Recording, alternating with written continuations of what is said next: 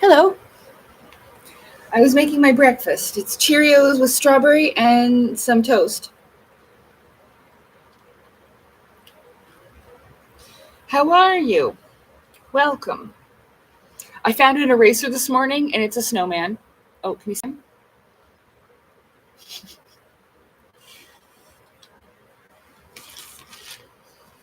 How are you doing? Welcome. This is my drawing. I started to do the orange part down here just a little bit.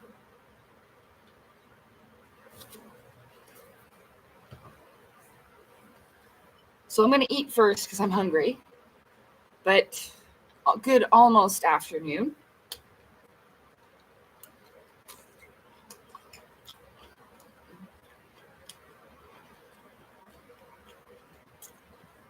I got up today around 6 a.m.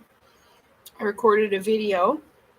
Because after I got my morning chores done a little bit, I wanted to put YouTube on in the background, listen to something.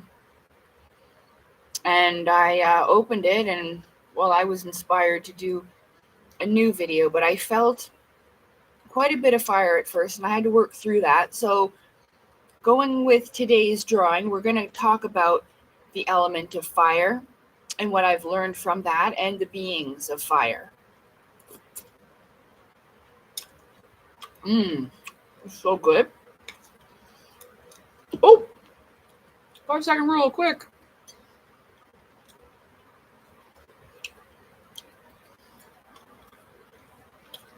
I vacuumed the house and everything yesterday, so there wasn't even a cat hair on it.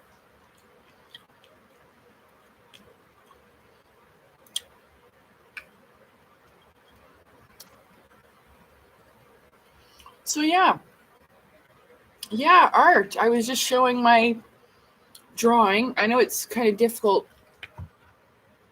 Light there. You can see like she's holding a little ball. It's an aether ball. You can sometimes see those little spirit salamanders. And I'm just trying to get the eyes the right shape. But once they're colored in, the pretty emerald green that they were a really beautiful green color. To be honest, once it's finished, you'll see because it reminds me of a Charmander from Pokemon a little bit, but she's more spiritual like you see how she's got this little fire thing down the forehead and then on the ears on the side. So once the color and everything gets put into it, see, I've already chosen all my colors. These are for like the eyes, the eye area, but I don't know which greens I'm going to choose, but they're different greens. Like there's aqua green, regular green, holly green. Thought it said nolly, but it's actually holly, I'm pretty sure. Lime green, green blue, metallic green, a mint.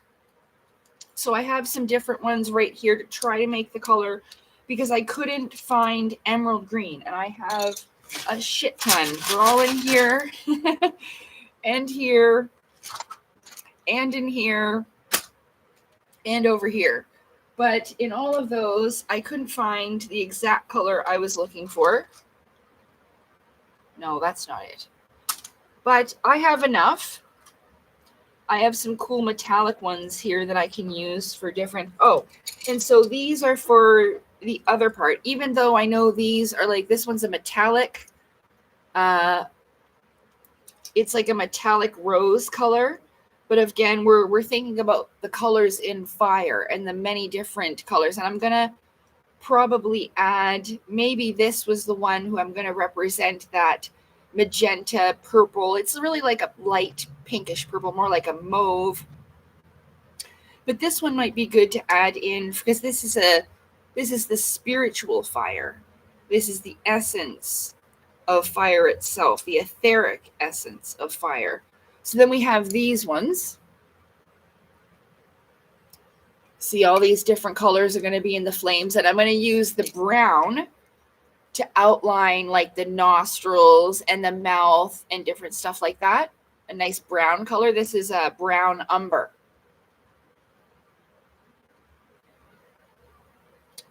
So I'm going to do that. And I have a multiple oranges. There's a gold one here that I'm going to be using. There's yellow, orange, orange, pale yellow, golden yellow. I have actual mahogany. What's this one here? This is a toasted toffee color. Yeah, another regular orange. I have, what's this one? This is a mauve, like I said. And then that color. And what's this one? I think that's a peach. Medium deep rose. So this might be for really light eyeline, like right underneath the eye here. We'll see if it'll work.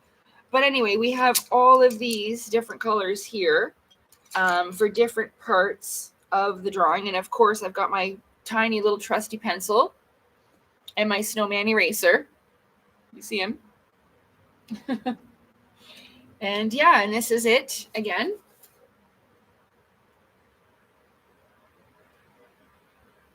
Those are little spirit salamanders. They'll probably have little wings of fire on them. And the eyes, I'm going to have to work on the eyes to get them the same type of shape, yeah? Yeah. So I'm just going to continue eating my breakfast. I hope that you enjoyed last night's live stream. I was so tired. Afterwards, I went to bed. I had the best sleep.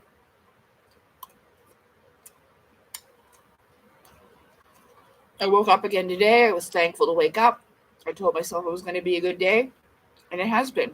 Didn't lose any content, so I'm very grateful. And I figured if I was going to sit here drawing this, I thought maybe people would enjoy watching it be, created. How the colors go and the layers of the art and stuff like that, You don't have to be an art expert. You do what makes you happy. It's your artistic expression, unique to you.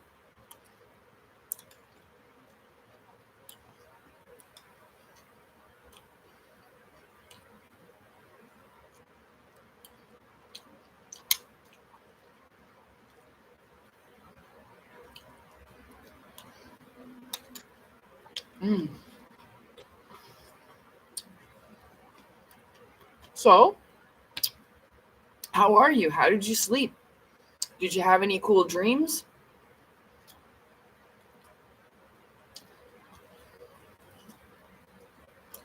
I was doing something, but I don't remember what it was.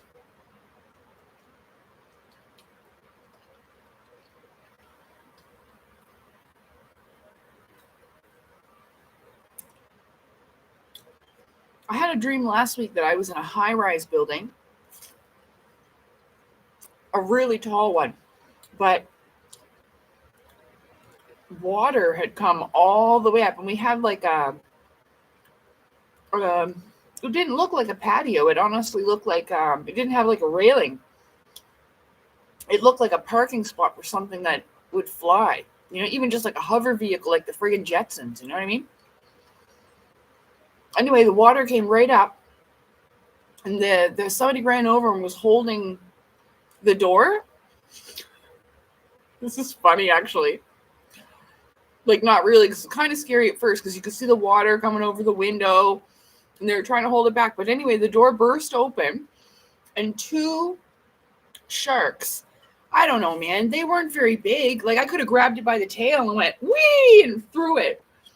And these two sharks came in, and one goes right to come, and I thought it was going to bite my leg, so I smacked him right on the edge of the nose, like, and it just went the other way. I don't know why I dreamt that, but it was so funny. Two sharks, little ones, though. They weren't very big, like maybe this long. You could have grabbed it by the tail and threw him. My gosh, it was funny. I just smacked him right on his nose, like, no. It came right for me. The door burst open, all the water rushes in, and there was two gray, I could see the top of them, they were right gray with their little round nose, and he came over, and I just slapped him. I remember that from last week. That is funny. I smacked a shark right on his nose. So that doesn't really mean anything. I don't know. Like, it's just a freaking dream. But it was funny.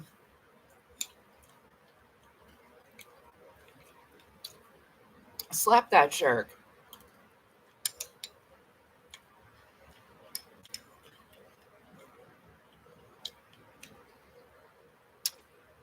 Hey Fabio.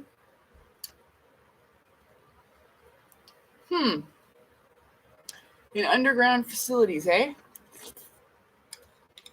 Well, the thing about it is that the government's been doing experiments with this kind of stuff for a long time. If you think that they don't know that these beings are interdimensional and they don't know about the ancient civilizations, they do. That's probably why they consider them a threat, because they're worried they're going to come back and whoop their ass. You know? They're not a threat to us per se. They're probably a threat to the establishment at play right now. But they know. So, like, if you are having stuff like that, the CIA has programs, all these 3-letter agencies. What's that Stargate program? Even the fella Russell Targ. I was watching a TED Talk by him that night when I saw that craft in the sky, and I made no mistake that night. Just because I fucked up with the rocket, I didn't know that was a rocket. I'm working on those videos, by the way, but it was the size of it that really fooled me. I did not expect it to be that big, so I explained that anyway. But I was watching a TED Talk by him that night. But he's involved in the Gateway Project, and the Gateway Project, the thing with the Gateway tapes and all of that.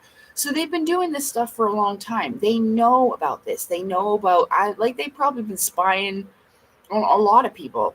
You know, like sit around worried about it, because I'm not. You want to come in and watch me while I'm on the toilet? Go ahead, you fucking weirdo. You know what I mean? Like, whatever. So weird. But that's just, So if you are, you could very possibly be living part of your spiritual life. You may not remember it. And that part sucks, because it takes a long time to put pieces together, right? But at least you remember something. That's why I said to write even the smallest things down. Like, I don't know. Hopefully I'll remember slapping the shark dream. But at least I said it online, Not all of them are super significantly relevant. You got to remember, your subconscious is also talking with you, and you have to interpret these things. Like, remember when I told you guys that I just had that bit of a dream where I became conscious and I was on the couch and there was a giant ass polar bear next to me? We talked about that. And it was sleeping, but it had its nose like right on my leg here, and it took up the entire couch, a big polar bear. And it wasn't nasty or anything, and he almost looked like the beautiful bear off the Coca-Cola commercial. You know how clean and white, pristine and nice he looked?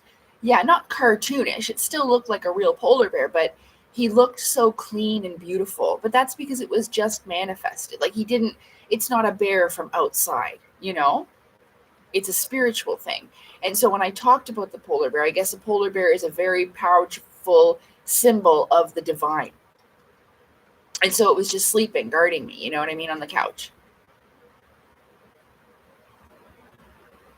A big toad. Yeah, that's a spiritual thing. Yeah.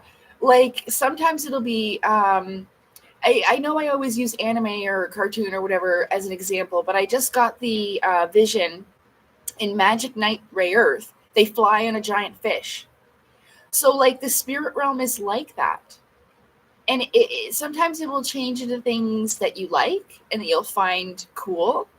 See what I mean? You're kind of scared of it at first, of course, because it's something to be unknown. He says, I was kind of scared at first of the toad, but it became friendly. Well, yeah, because a big giant toad would be pretty scary to see at first, just like a big giant spider. But it could be friendly, like Charlotte's Web. That's what I was telling you. It doesn't matter what you look like. We need to stop judging a book by its cover. Just like you wouldn't want somebody to judge you by what you look like. Like I said last night. Was it last night, my live stream? Yeah. Anyway, I said that, if people are going to come here and judge me the way that I look, then that's on them, right? We shouldn't do that.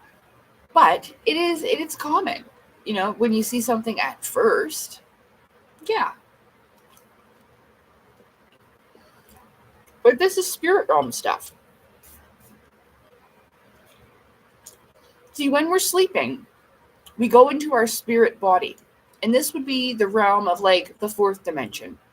It's a communication place where spirits from other realms and ours can meet. This is why a lot of the time you'll have dreams about your loved ones.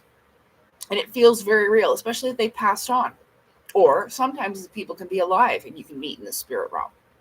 Yeah. But you got to remember that a lot of things can shapeshift, but it's not always sinister. They can read what you like and they know you really better than you know yourself because you appear as translucent. You can't hide anything in the spirit realm. It's all telepathic. Your emotions, how you think and feel. Yeah. For the most part, everybody's an open book. There's really no privacy.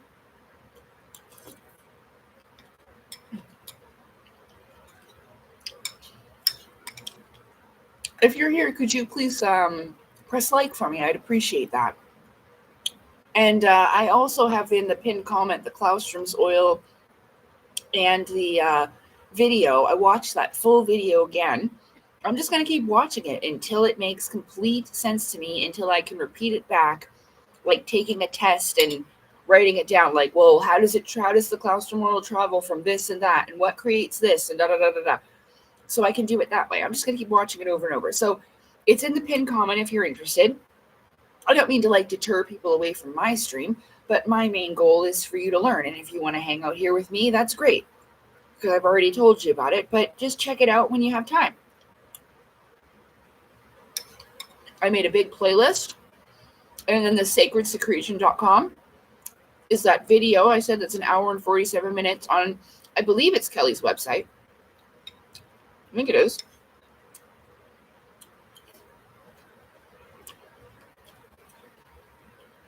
But yeah, it was really great. And it just, every time I learned something new. So I'm just going to keep watching it until I fully understand it. And if you saw the opening intro video, well, it's about David Icke. David Icke was around my age when he tried this too. He tried to tell people about the Claustrum's oil and the Christ within, and they laughed him right off the stage.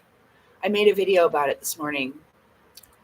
And I got emotional. Every time I watch it, like it hurts my heart, and I feel so sad for those people that laughed. They really laughed away an opportunity that could have helped them so much. But I guess you really have to be ready to receive a gift. It can't be really truly forced upon you. But if you don't know about it at all, that's a definite problem. If you're thinking that, Vril is an eye parasite reptilian creature, well, this is an issue. Hi, Matt. Welcome. Welcome, Shadow Files. If I didn't say your names, let me see. Hi, Domi. Good to see you again. Thanks for being here with me. So Matt says, hi, Lacey. I've had incredible coincidences pop up after talking to my loved ones who've passed. Do you experience synchronicities? Coincidences do happen, but this is another level. Yeah, I have. Sometimes it is hard to believe, I know that I've said this before. So before I ever knew about the Initiates of the Flame by Manly P. Hall, okay?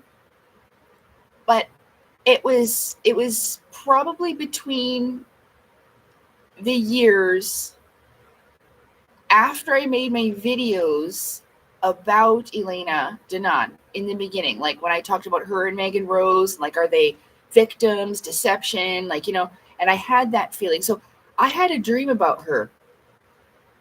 Only once, though. I've dreamt about her once very vividly. And I was behind, there was pillars. So there was equal pillars going down this pathway. And all around us was dark, like we were in outer space, but we were inside somewhere.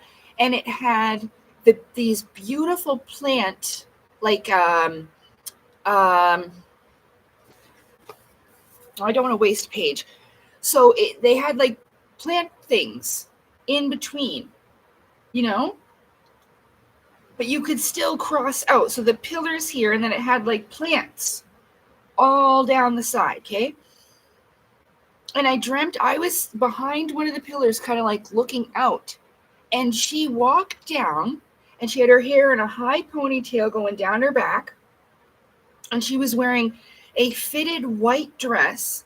And it was a dress that I was going to buy. It's almost like that blue, green, purpley tie-dye one that I really like.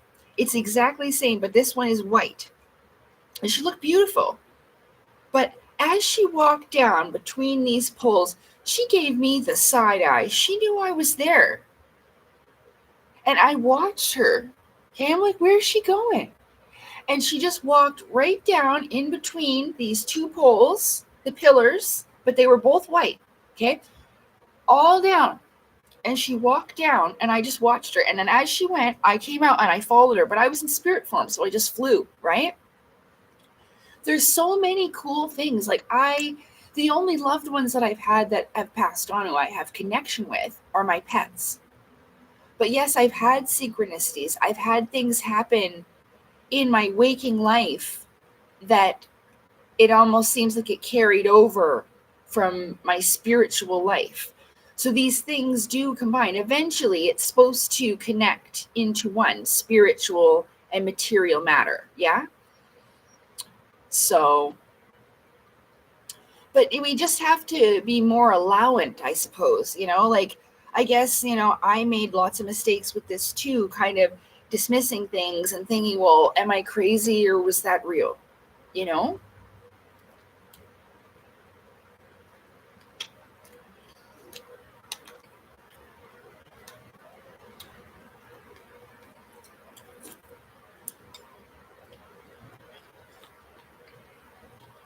But I do.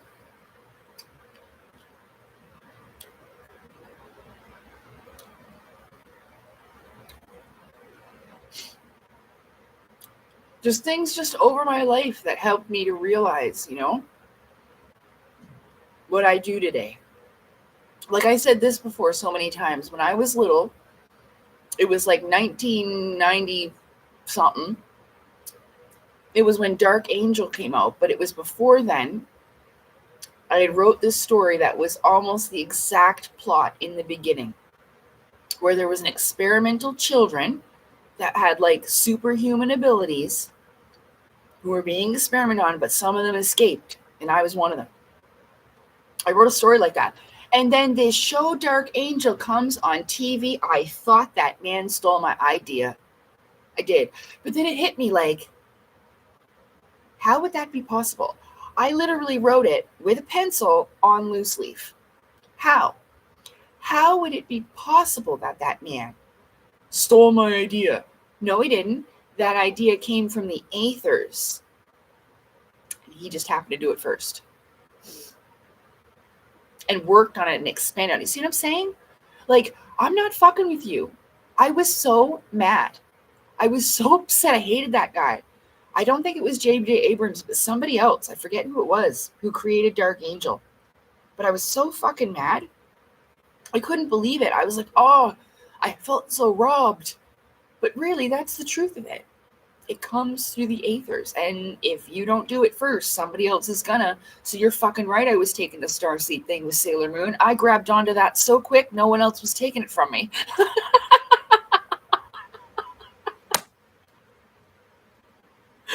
Yeah, you know, I make my dream come true this way. I know people don't really understand. I tried to explain about the esoteric astrology thing. You don't get it. If you haven't seen my drawing yet, here it is. We're going to go back. I just need to finish this little chit chat. And then I'll do my drawing, okay?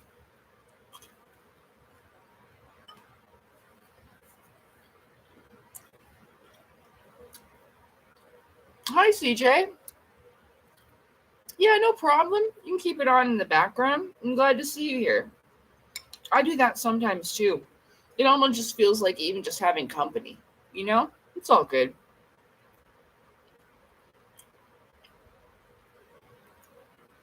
Or I'll put ASMR in the background, have like a haircut going on, even though I won't be getting my haircut, but still.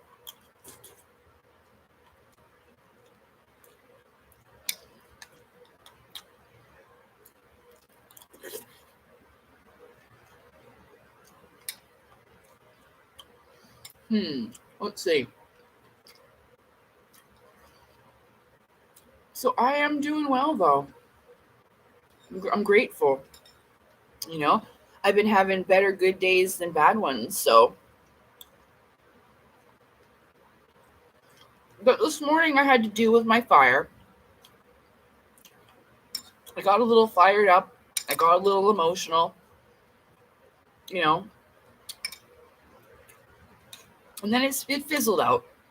But that's what the beings of fire are for. And in the end, it's transformative and you learn something from it. They're not all terrible and evil and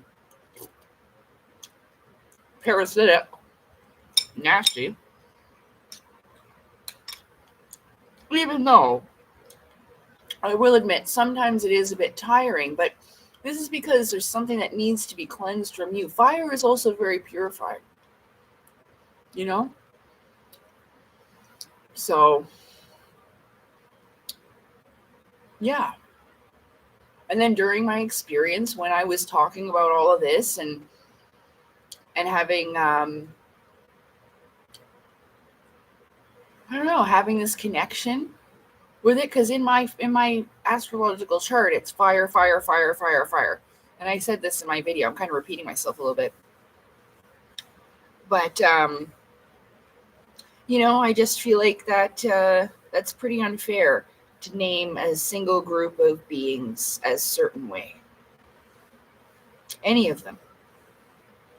Because just because you're a garden gnome doesn't mean you're friendly. They can be dangerous as fuck. And I'm not talking about I said garden gnome, but I meant gnome. And that's an elemental being of earth. So, but just because that's the case doesn't mean they're all friendly, because they can be very dangerous, especially to your pets. So you got to watch out for those. But see, gnome is like anything that would be living underground. So technically certain types of grays, I would assume, are gnomes. That would be an earth elemental, as this one is fire. You can't really see the fire all that well, but there's fire all around. But I just have to, once the color is there. So just let me finish my fucking food. I'm very grateful to have.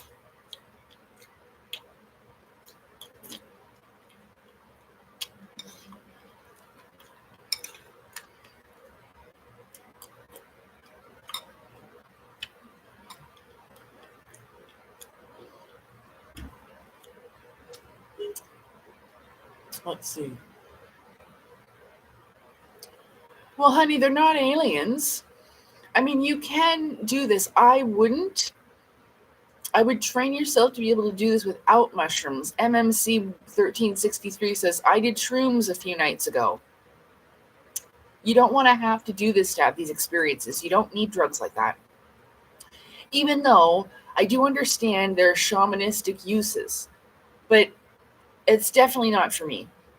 I have done mushrooms before, but I never had any experiences like this with them. Just the snow outside turned fat like Play-Doh. And everything just looked kind of fluffy like. That's it. Had a bit of a rainbowish like glow.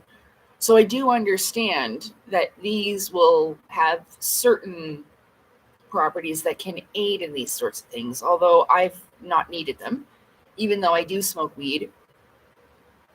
I didn't mean to digress. It's just that some people will think, oh, I'll take mushrooms and then I'll be able to see the aliens. No, not necessarily, because they're not aliens. They're dimensional beings, spiritual dimensional beings of higher or lower nature. That's all. So it's not aliens, but it is on the other side of the veil. Yeah.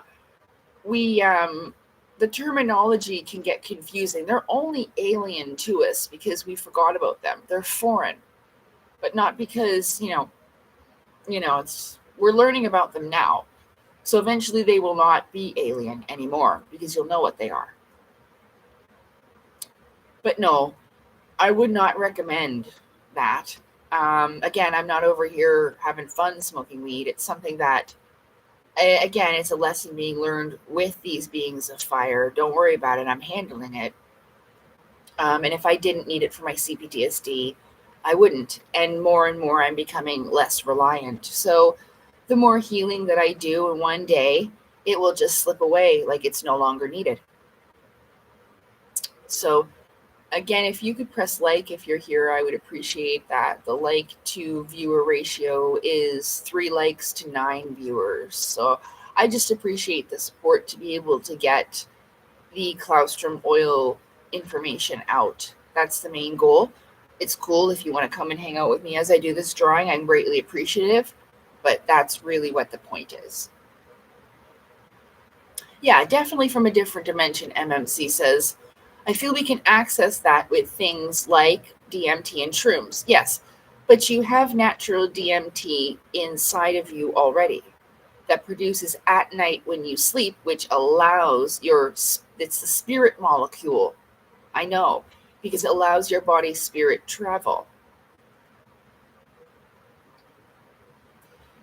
So, yeah.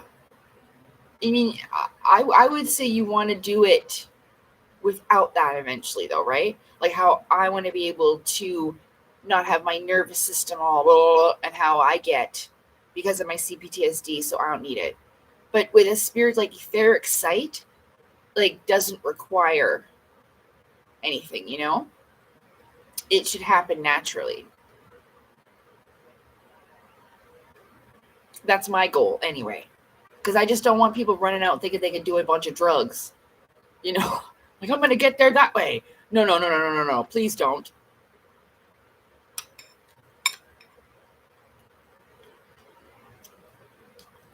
But it's a known thing. Shaman's been doing it for a while. But again,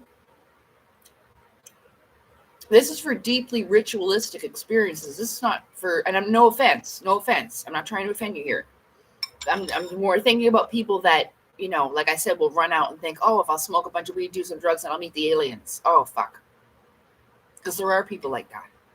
Yes, there are.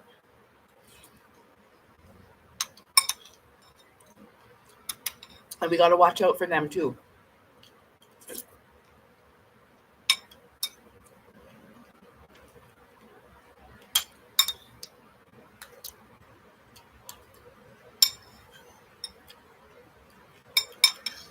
What was I saying? Oh, deeply ritualistic. You're not hanging out on a Saturday night to do that. Yeah. Yeah.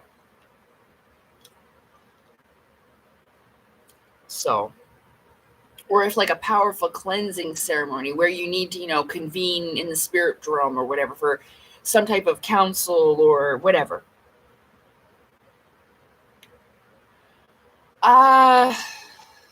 I've been slightly following the updates of I thought it was Atlas 31, but it's 3i Atlas or whatever. Slightly. What about it? You can talk to me about it. Don't worry about my reactions.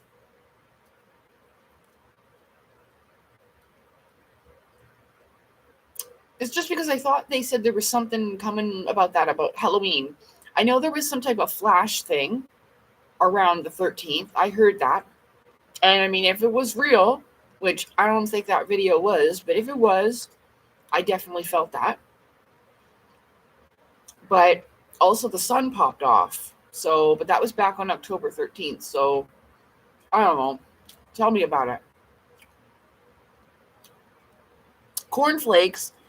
I love cornflakes. Except they get soggy really fast. So I buy like this no-name brand of cornflakes and they don't get soggy quickly.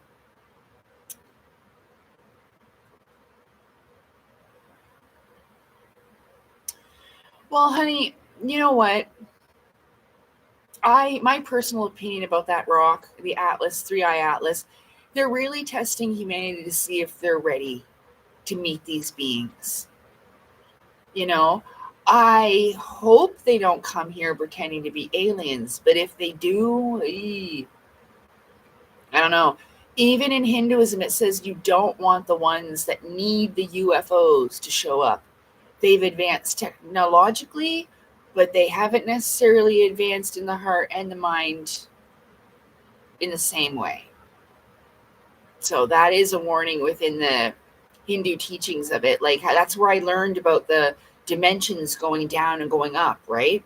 You can learn things. It's not maybe not the whole of it, but I definitely learned that from there. And I mean, you should not need them. It says it takes less energy, okay, but I don't know. I just feel like if they came here pretending to be aliens from, like, say, the Pleiades or something, I don't know. But I think it's a psychological operation, the Atlas thing. I do. I think they're testing to see how people will feel, what they're going to do, what it's going to be like, what it will cause amongst the collective consciousness. Even just giving people hope that something's out there, creating a distraction. Because look, I mean, people could be, no offense, I'm not mad, but you could be becoming your own hero, right? Learning about the Claustrum's oil. You're never going to be able to understand these things we see as aliens that are not aliens if you do not do this. And I'm worried that people will be taken advantage of because they're so smart. They are. I told you, knowledge is power. And a lot of the time, people don't use it for the right reasons, okay? But it's most likely a psychological operation. You can't tell me. I think people think that they're all just really, really stupid. They're not. They've put this whole thing together. This whole plan together. They're not. They're stupid in some ways, yes, but not in the ways that you'd think or you'd hope them to be, because they're not. They know that is. You got to remember, even the telescope that they use to look out in space, it's called Lucifer, like the Lord of Deception and Lies. Hello. It is. I think it's the one at the Vatican or whatever, that big-ass telescope. It's called Lucifer.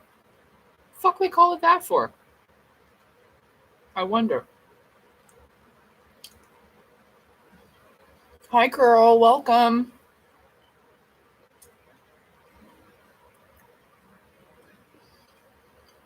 And that's what I mean. Like, how many comets have gone by? Don't you guys remember Heaven's Gate? Wasn't that what it's called? Where there was a cult, and this man convinced everybody that if they offed themselves, they could go up on the asteroid with the aliens? Don't you remember? Yeah. Well, no. If actually, I'm pretty sure that you learn about that, the Morning Star and all of that. Watch the Claustrum's oil stuff. You'll learn about it. It is just a star, but it's a representation of I forget, it says in esoterically.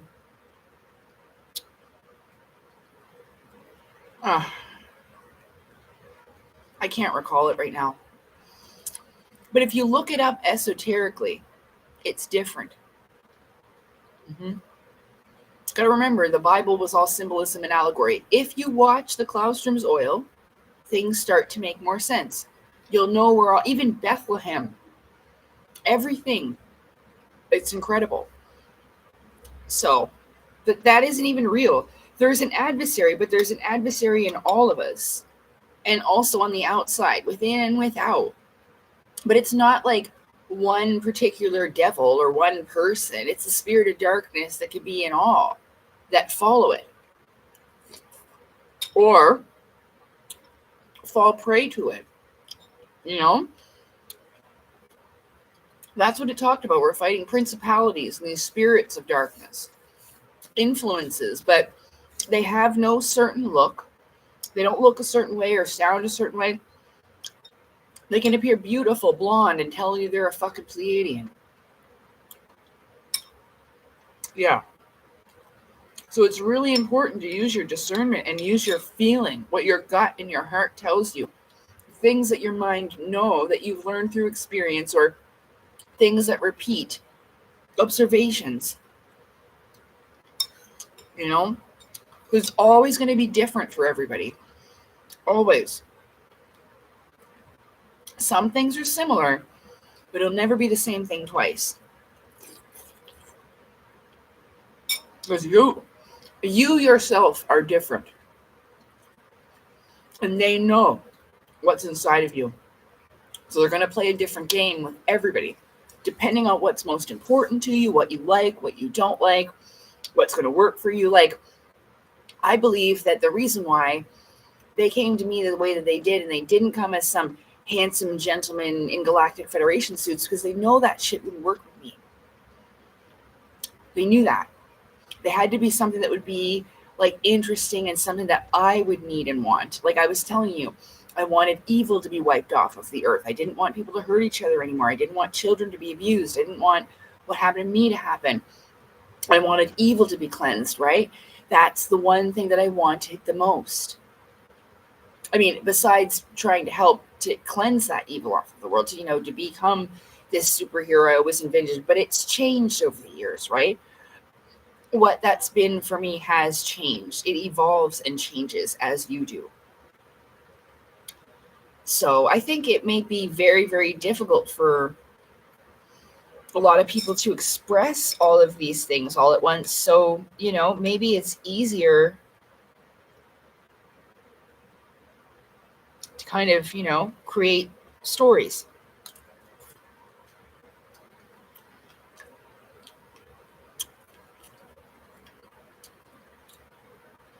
I don't know.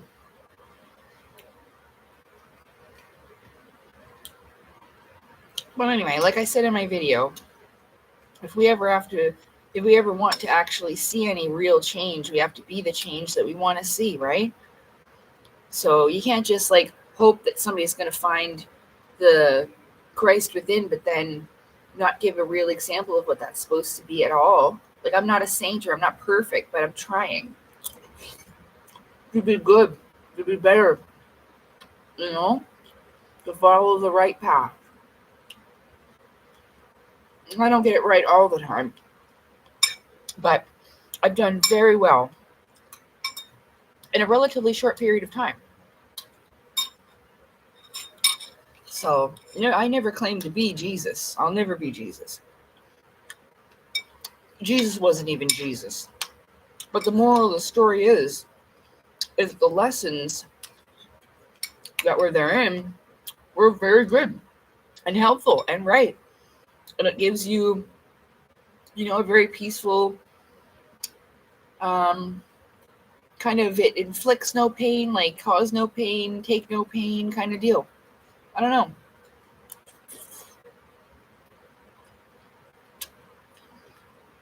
Like, they all laughed at David Icke when he first came out. Maybe it hurt him so bad that what happened, he thought everybody was so dumb. They had to make up the reptilian thing,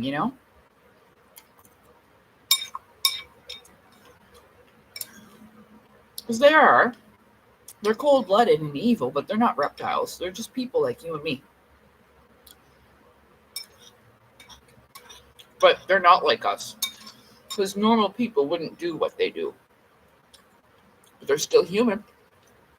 Just like my parents who were beating me were still human. I thought they might be demons or monsters, but they weren't. They were just people that made terrible choices. My book's going well. Yeah, I'm going to work on it more. I do need to sit down because it'll only take me a couple of weeks. So I'm going to do that through the month of December. But also, like I said, it's a part of releasing and healing and stuff like that. So, I'm going to do my best to have it done. But I just figure that being gone 2 months is going to be a while. So I'll get some of this stuff done. And when I feel that it is the absolute right time to take my break, then I will. Yeah. But it's going well, and it's been very healing. And very, it's given me a clearer vision of self-awareness, going through my life story and reviewing things. And it helps to forgive more, because you got to keep doing it over and over sometimes. Hi, Calmly.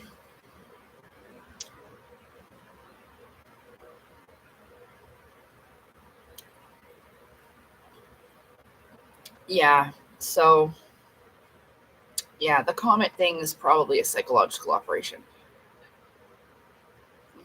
But remember, I said that technically, with that ancient technology, you could use mercury and lodestone to even levitate a giant rock. So a giant rock could, indeed, technically, be a vehicle for travel. Now, are they able to go a certain height and then dimensionally travel? I don't know. I've never been on one. But I can say that it would be easy to make a rock into a flying vehicle. I know it sounds mental, but it's true. All you'd need, lodestone is natural magnets, Yeah, I did a whole, in my antediluvian age series, there's liquid mercury under Teotihuacan, under the pyramids, there's lots of it, because they used it for interdimensional travel. Well, I mean, even it causes levitation. The faster you go, in the documentary somewhere out there, they explain it. So they had an experiment, and the faster it went, it just went poof, and it disappeared on them. Literally popped out of wherever. And I have no idea where it went, but it went somewhere. Literally, it could have landed on someone's kitchen somewhere in the world, but they may not have known. Might have thought it flew in the window, like one of the kids' toys or whatever. It could have ended up in some other world, but they don't know where it went. But that is somewhere out there. That's why I posted that, because there's been more experimentation. This has to do with electromagnetism and stuff like that. Yeah. Yes, and it's the same thing. The Aztecs had this technology. The ancient Egyptians, most likely. This was something like red mercury was also around too, but it's actually a mercury that's been processed through radiation. I did videos about this. All the ancient civilizations, even the Aztecs, are still around. They just got in their craft and went somewhere else. But that doesn't mean space. They literally are here, and here's the veil, and pop, over here. So now they're in another world. Like I told you, the UFO go inside the volcano and switch dimensions, and they're in their world now. They're not just hanging out collecting samples like, fiery rock, fiery rock, sulfur. How many times do you need to do that? It's a fucking volcano. They don't need resources. They're dimensional beings, and they do that because we can't. I just spit toast somewhere. But anyway, we can't go there.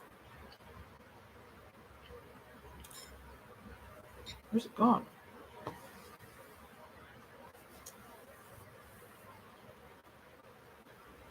Oh, well.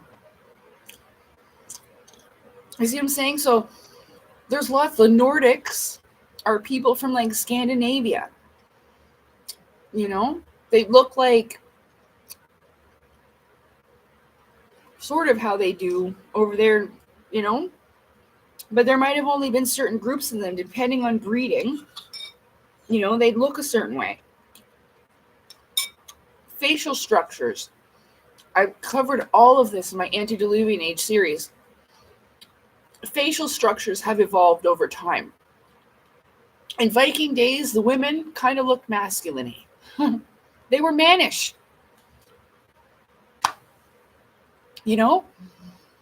There's certain things like facial structures, bone, muscle, cranium changes over our times evolving as humans. So you'd see humans from a long ass time ago and you think, holy fuck, is that some kind of alien? No, it's a human from way back then. But you've never met one. You've never seen one. You don't know what they look like. You'd think, well, they kind of look human, but they had like really small mouth and really small nose. That's not alien. That's just evolution, different changes in us. That's why they say they are us. Yeah, they are. Because they're the ancient Aztecs. They're the ancient peoples from back then. They rediscover technology over and over. You don't need a fucking Stargate necessarily. You can literally just move through the spaces. Boop. I mean, I don't know how all it works. You're going to have to listen to it for yourself. This is why I posted somewhere out there that documentary and all the stuff that I have. This is how it makes sense to me. I can't exactly relay it to teach it to others, but I can help you figure it out on your own. I mean, I tried to give you everything I could, right? But yeah, you're spot on. Like it is. There's mercury under a lot of these ancient sites, and that's what it was for. Yeah, it's like a fuel. Like I drew that before. So if you have this and you have a spaceship, so you can see the shape. Wait, is there pictures in here of it? There might be.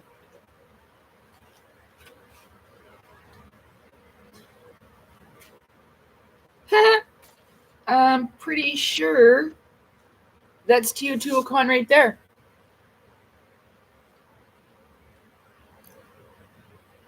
But that's the type of pyramid, right?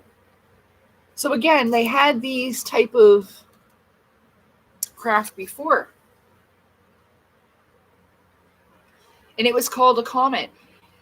Centuries ago, almost any unusual flying object was called a comet. The above is an illustration published in 1557 of a comet observed in 1479 in Arabia.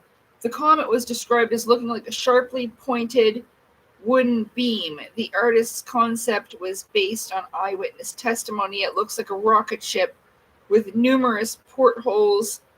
Many ancient reports of comets may have well been similar objects. This is The Gods of Eden by William Bromley.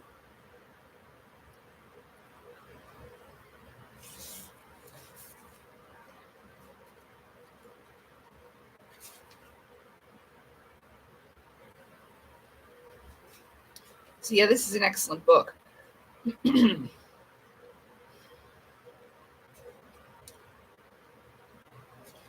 But yeah, under all those things, that's what it's for, though. Like, this is the thing. They say, even we can't go to space because of, like, the Van Allen belt. And, like, even if a rock is traveling through, it's going to go right through your goddamn craft.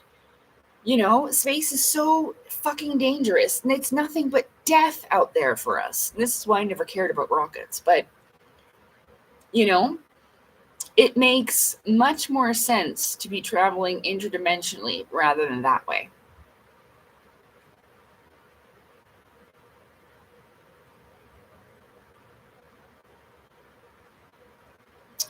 Oh, yeah. Yeah. Well, you know why? You know why they can't let people on there? It's not just because of their age, but people disrespect it. They disrespect the site, so you're not allowed to anymore. But at one time, Shadowfile says back then you could climb any pyramid and go all the way up if you wanted. Yeah, it's because people are disrespectful and stupid that they ruin it for everybody. You know.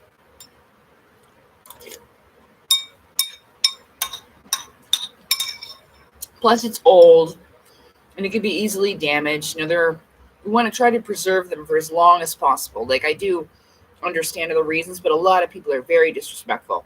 They don't care.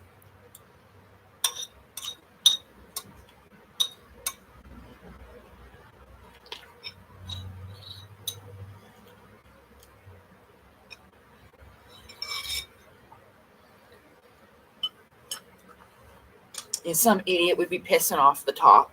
You know they would. So that's why. And again, like, even though we realize this about people, yes, there has to be rules and laws and all that to keep certain people. Because seriously, in Nova Scotia, every year in Peggy's Cove, go look, someone's getting swapped off the rocks. And and it takes them into the ocean. How many signs are there? How many times people tell you? All the guys tell you don't go by the rocks on that. Nope, they still do. They still do. And somebody dies every year. So it can be frustrating, you know, but that still doesn't mean we stop trying, even if you get laughed at. I'm almost done my food, and I'll continue. If you haven't seen the drawing yet, it's here. I started doing her orange color, but it's going to be multiple different colors. Here are some of the reds and oranges.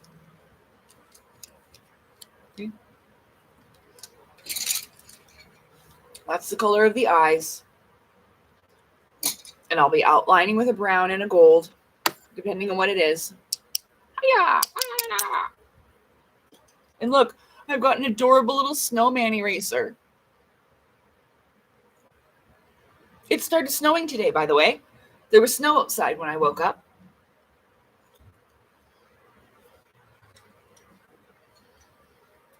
I've got this tiny little golden yellow color. It's just little. That's all that's left of it. I've used it a lot. And my trusty tiny pencil. This is a brand new art book. So this is my, well, I started to draw like a little fairy forest type of thing, but I don't really like it that much because I couldn't figure out what I wanted the people to look like, but that's a frog.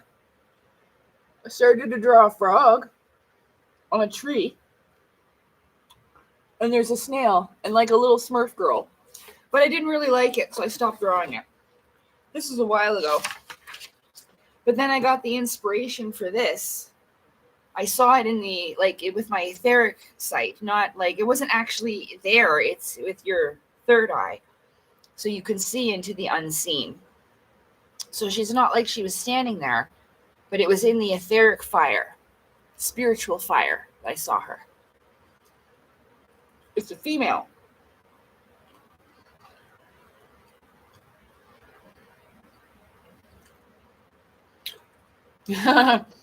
Yeah, hey Scott, good morning. Thanks. I got up and I started to do stuff and I made a video. And I don't know, like I said, I could have just sat here and colored and watched stuff on the computer, or I could, you know, show you the process a little bit. And I'm going to get going. It might take a couple hours. Hey, Merv. Hey, honey bunny Merv. Hi. What you doing? Let me kiss.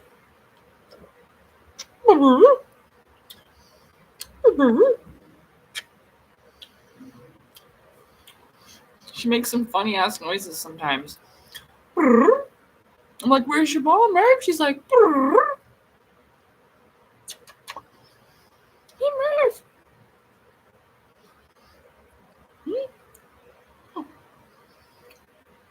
So yeah, Merv and Salem are good, and they went out and walked around a little bit. There wasn't too much snow, and it's melted now, but there was snow all in the cars a little bit. It wasn't just for us. Yeah. So we'll start getting some snow soon, but that means I can put up my Christmas decorations probably by, I don't know. I said I would do it the second week of November. I'd wait. But outside, I'm going to put my Christmas decorations up first, and then I'll wait till like the end of November, and then I'm going to put my Christmas decorations up inside. It's not about the materialistic holiday of Christmas. Like I said, even the Claustrum oil has a very special time during the month of Christmas. And there's even this Christmas alchemy video series that's on Kelly's channel, Kelly Marie Kerr. The link to her website is in the pinned comment, so you know who I'm talking about. But a lot of the videos, not all of them, there's from other people too. A lot of the videos in my Claustrum's Oil playlist are done by her. Oh my goodness, Mervin. Mervin just wants some love.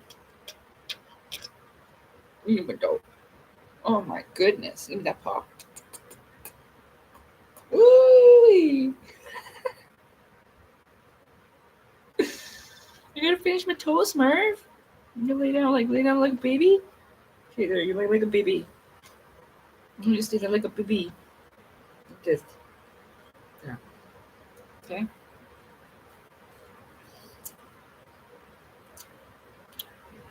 Mm-hmm.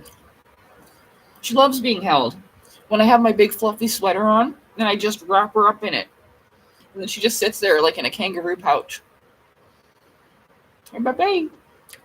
Hey, my baby. Hey, my baby. Hi, honey. Hi.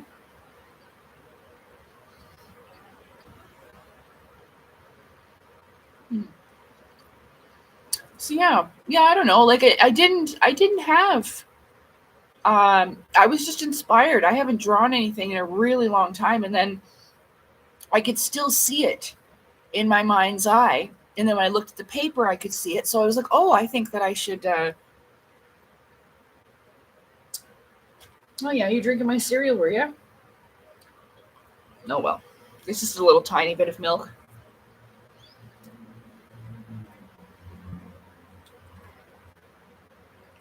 Hmm. But things are good. So like I was saying, I could either do this by myself, or you could watch how something like this happens. Some people might think, oh, her art sucks or whatever, blah blah blah blah blah. Yeah, well, this is my own unique style. Art doesn't have to be a fucking Picasso. People are just judgmental. So don't let people laugh at you, even if, whatever you can do, you can do.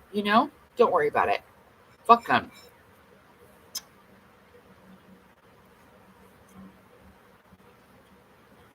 Because if you don't try, then you can never get better at something anyway, you know? So even if you start out and it's not great and it's not great, if you do the same thing, you practice, you can get better at stuff. I really don't draw all that much. I draw only when I feel like it.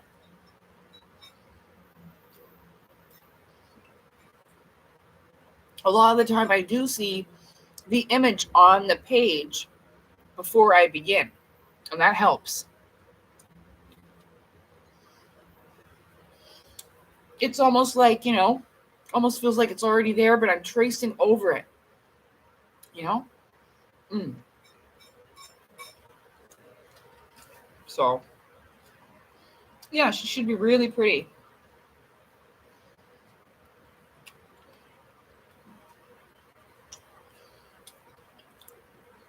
And plus, if somebody just wants to like forward through the whole thing when it's over, you don't have to listen to me talk if you don't want to. Even though the commentary is all right, pretty good. I mean, I didn't mean it for me to be like this, but still, you could still just fast forward it and see what it looks like at the end.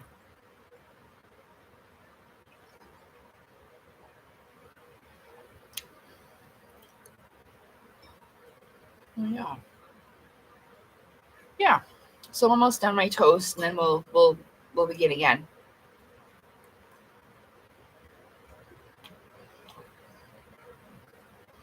I have a whole bunch of supplies. This whole bag is all markers and stuff. And then I have these.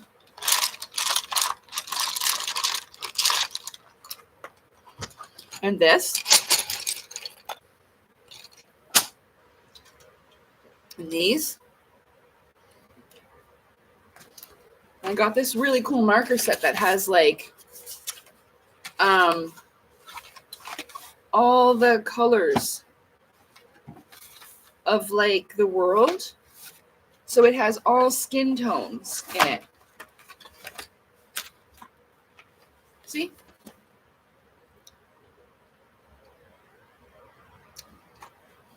Yeah.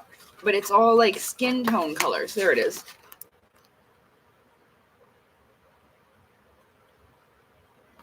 So, and that's pretty cool.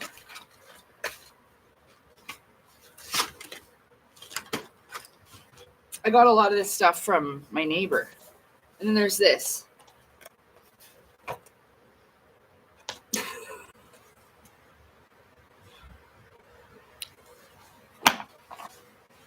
that was also given to me by my neighbor.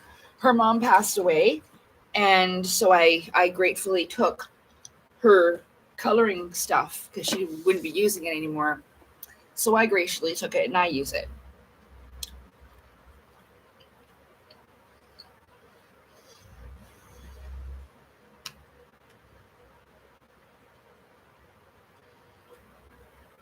Mm-hmm. Okay. I'm done my food. And I'll be right back. I'm going to move these over here. Marvin likes to go sleep over there.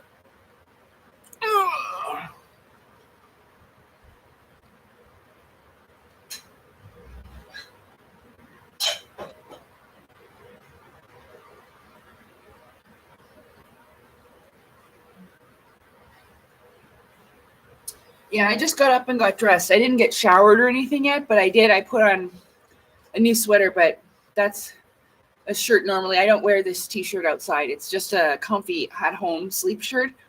Although it's too warm to wear shirt and pants to bed. So I just wear sleeping gowns.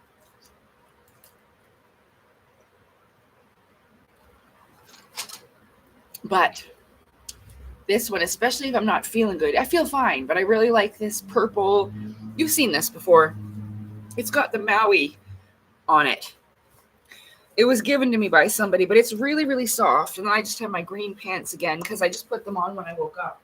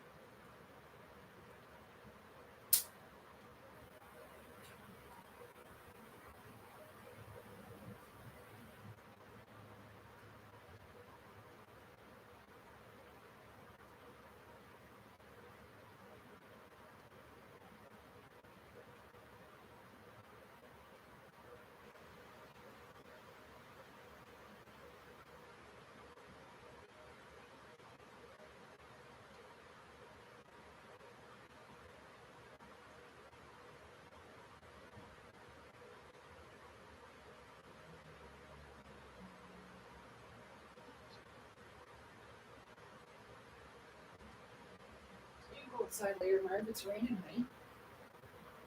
It's raining out, McBaby Marv. Hey. Out there, it's raining.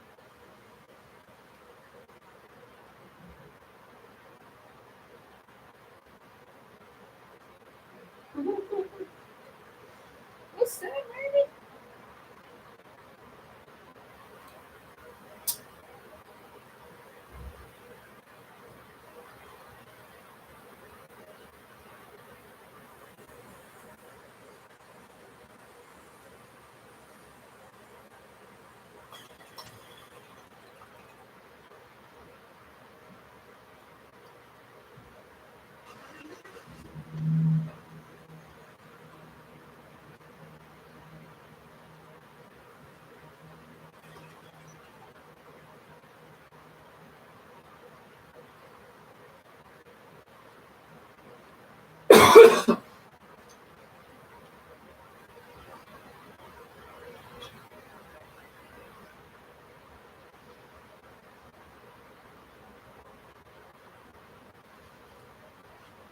Okay. Marvin should be okay outside. Let's continue.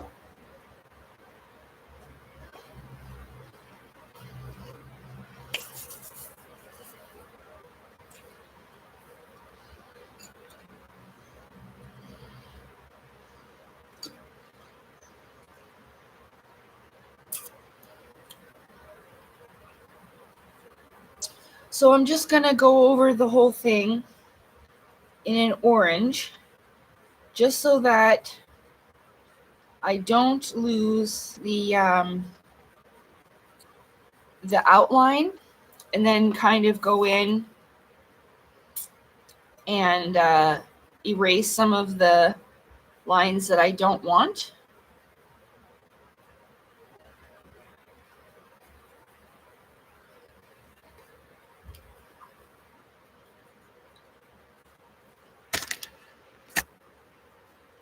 Can you see? No, you probably can't even see, eh?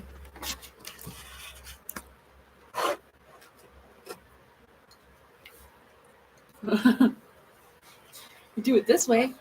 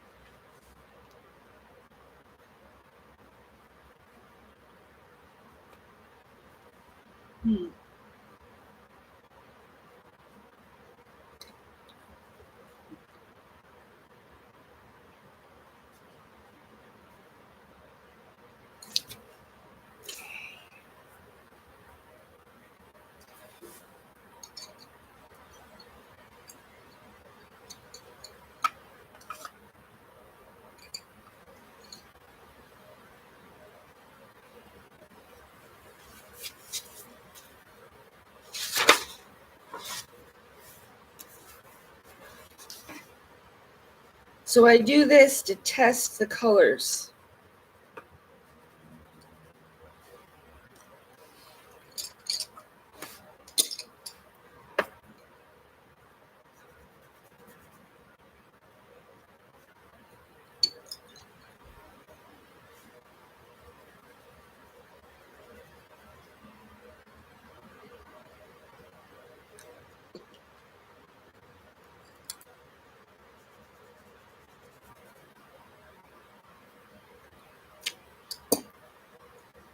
There.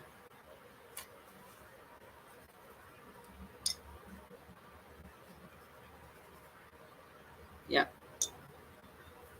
So I'm comparing which greens. I know it's far away, but what I do is I color greens and colors together to see which ones I'm looking for in the contrast. You see? That's what I'm doing.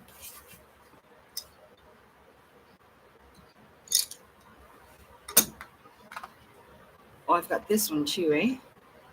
I forgot about this metallic green.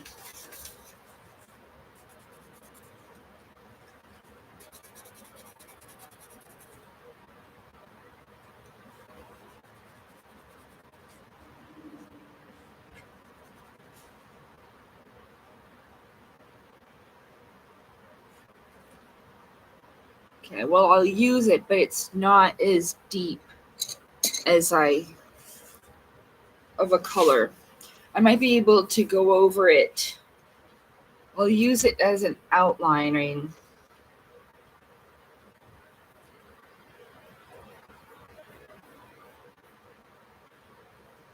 Pretty good.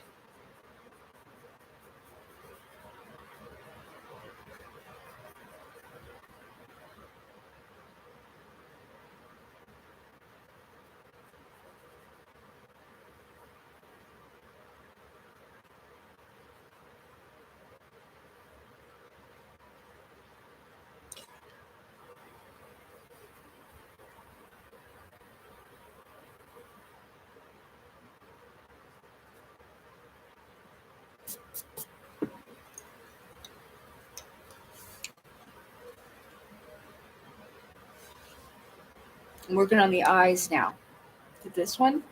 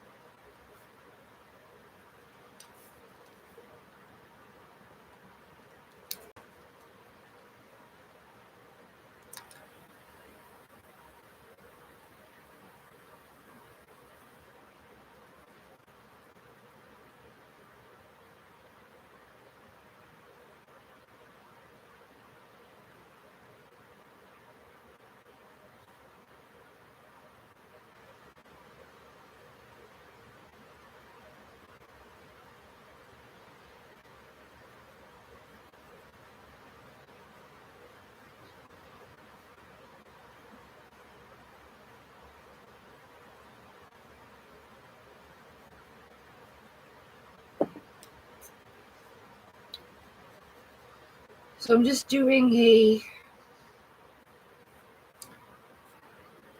metallic green outline on the outer part of the eye and the underside.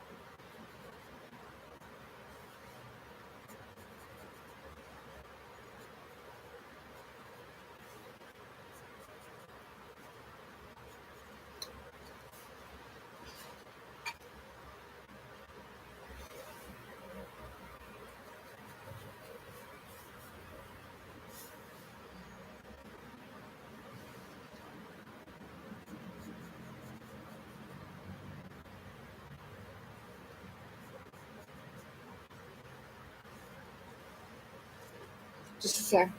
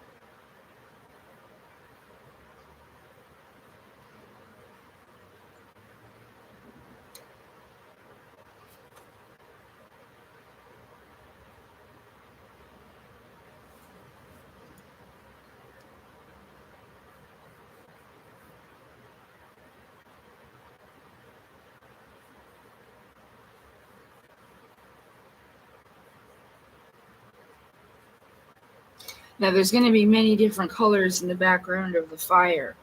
So it's not just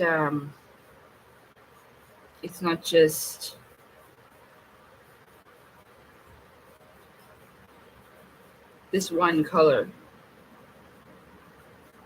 It's going to be a multitude of colors.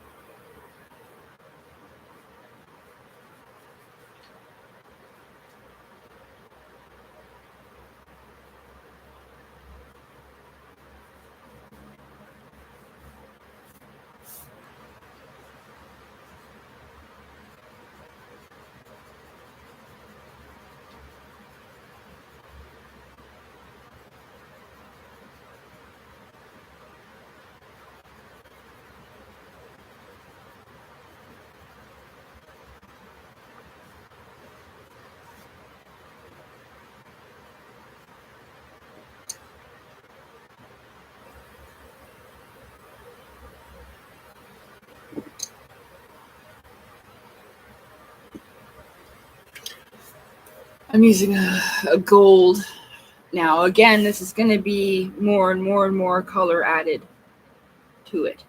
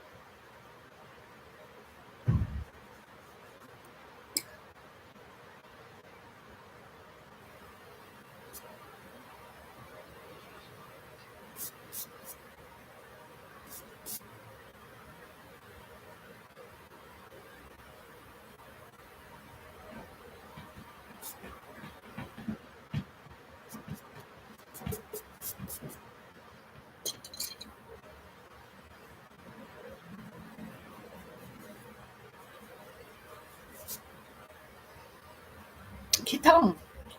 I love you.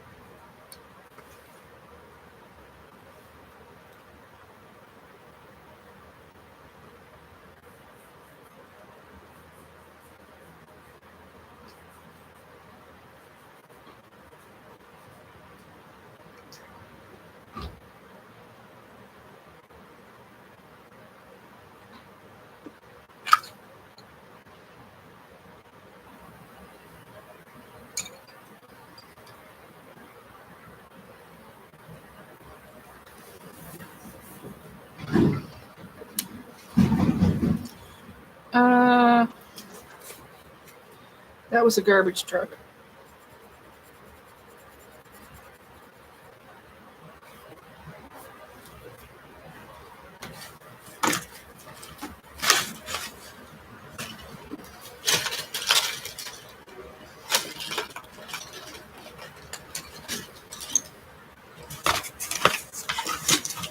I know there's a pencil sharpener in here.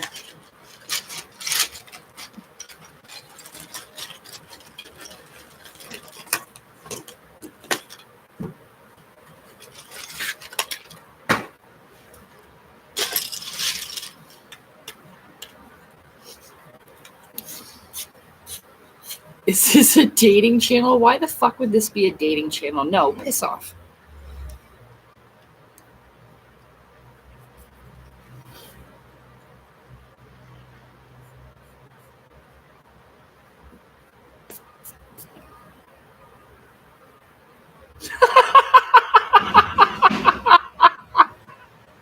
That's totally being a fire's response.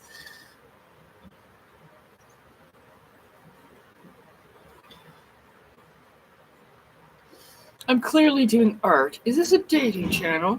Clearly not. No, thank you.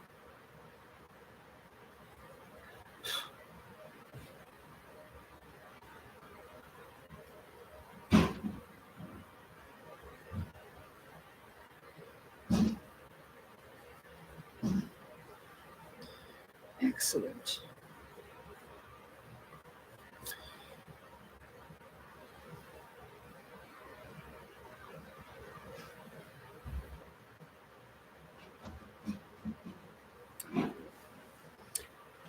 Anyway, so I don't know. This is what I'll be doing today for a little bit. It's really cold and rainy out. It's 5 degrees, but it's still very cold.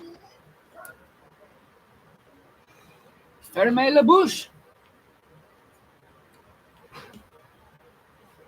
Fucker. Always out there throwing the friggin' trash around.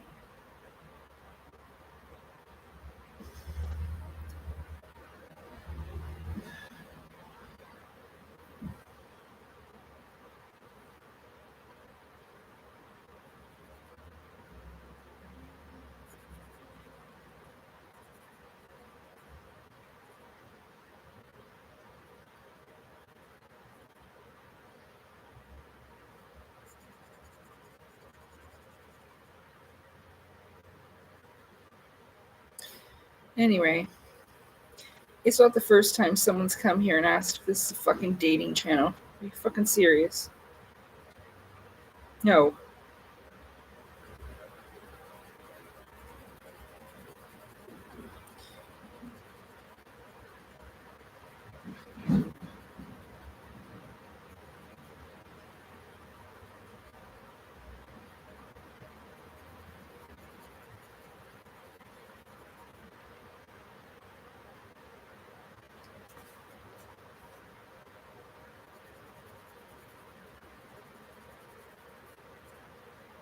So I'm just coloring in my little spirit lizard. Got 3 of them.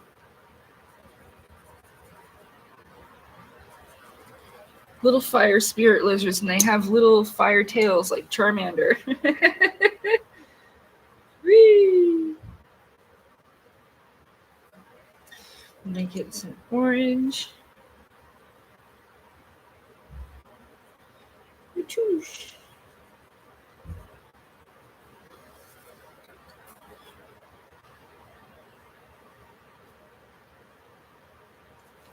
It's kind of like, well, elementals are like fairy pixie-ish, you know? Super cute. It might take me a while to complete it. We'll do the little bubble.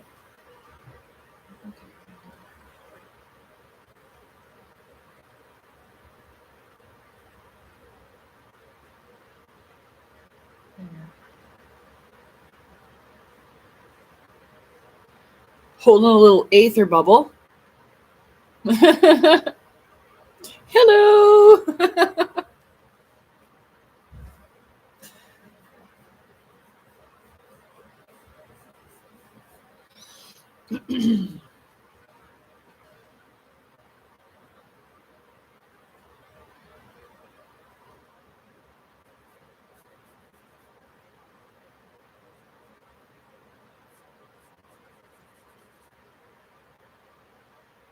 Shit.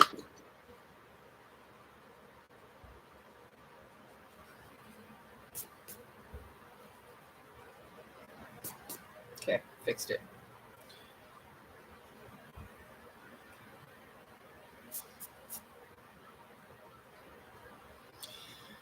So I'll probably have to kind of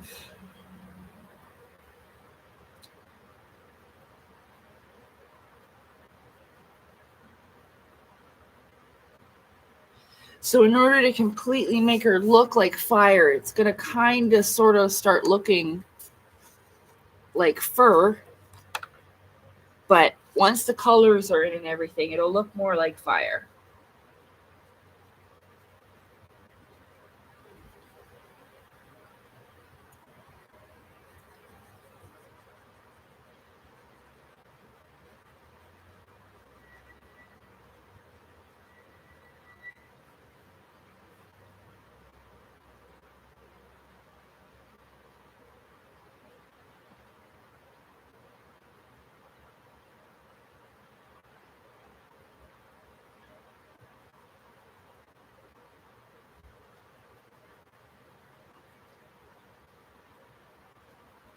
You know what? I thought of it too late. The only way you're going to get a date, Jay, is if you learn about the Claustrum's oil. That'll help you get a date.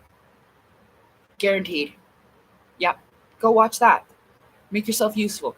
Go on then. Go watch the Claustrum's oil playlist. That will get you a date. Not with Kelly. You'll find one. Not with her. Leave her alone. But you will. If you learn all of that, then you will most definitely get yourself a date somewhere. Not with me or Kelly, but somewhere.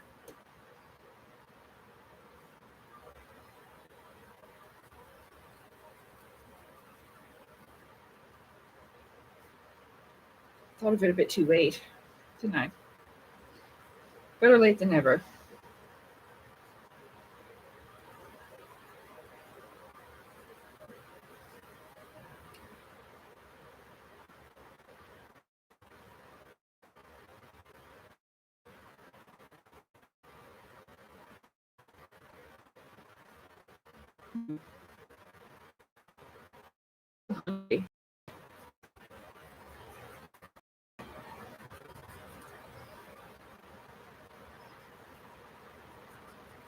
Almost done this part.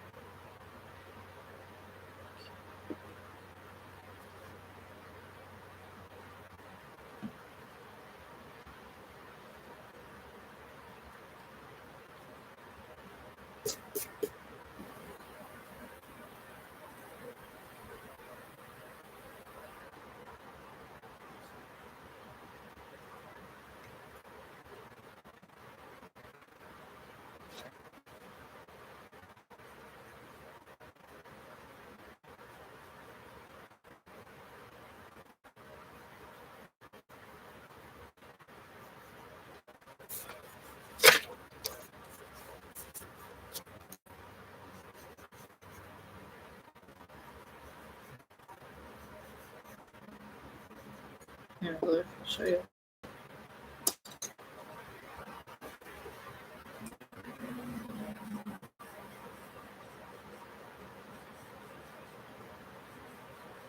Once you start to layer color in,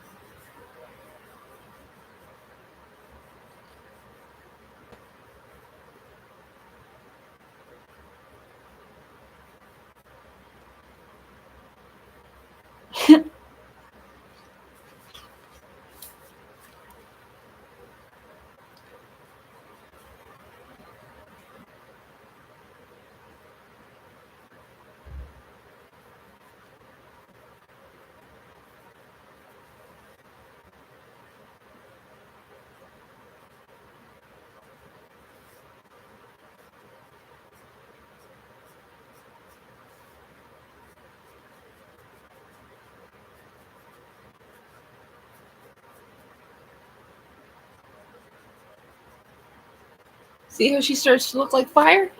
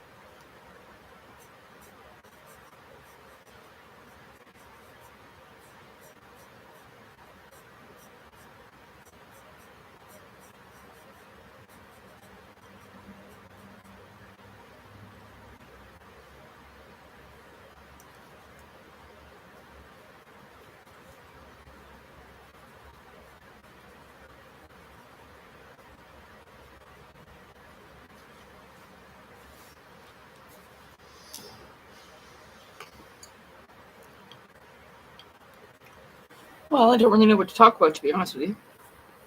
I'm not really thinking of anything. I'm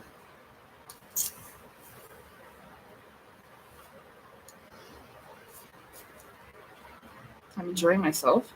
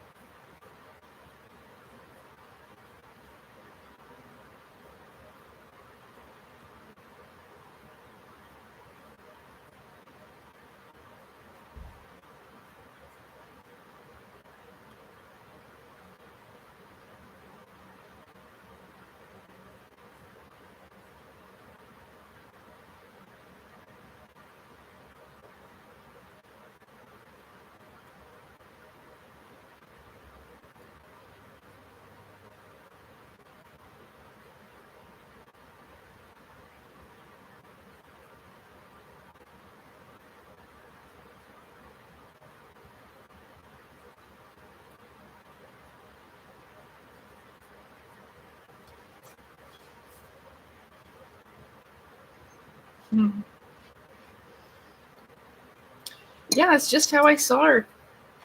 Their hand up like that. Ether bubble.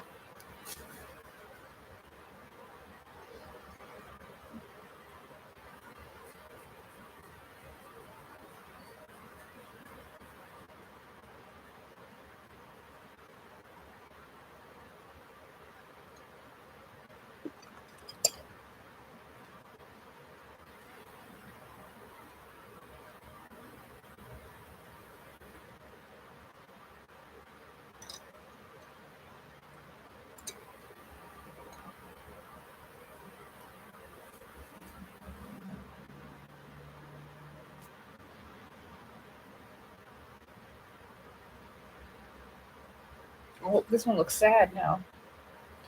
Oh, that's not so bad. Oh, color this one's eyes.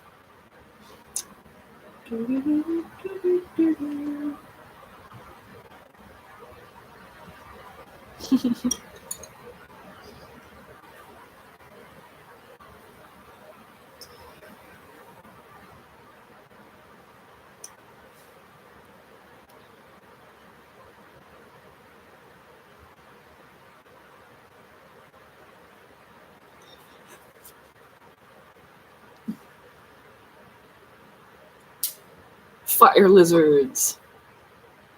Kind of looks like the Monkey King, to be honest. But it's a girl.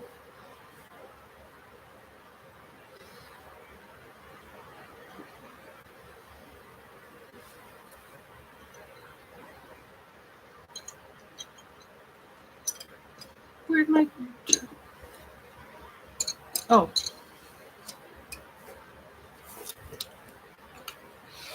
Whoops.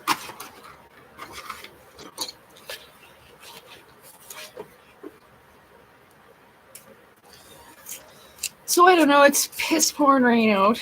It's cold. Oh, I wrecked my pencil. Here, I'll use this side. There, I fixed it. It's a little pointy.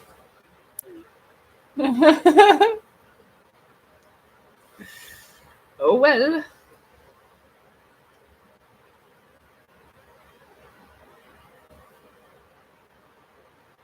Oh, it works pretty good for exactly what I needed it, though.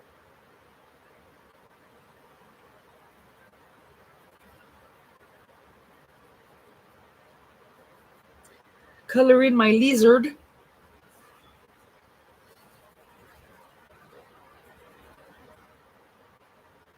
This is called toasted toffee. I thought it was appropriate.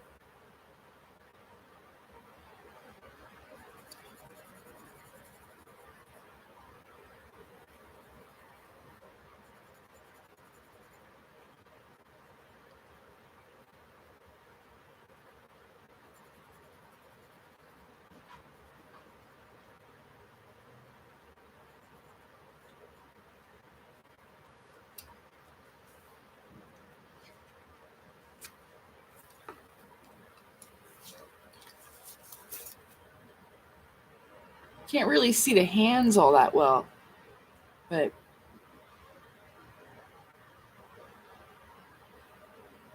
I'll color in the hands in just a minute.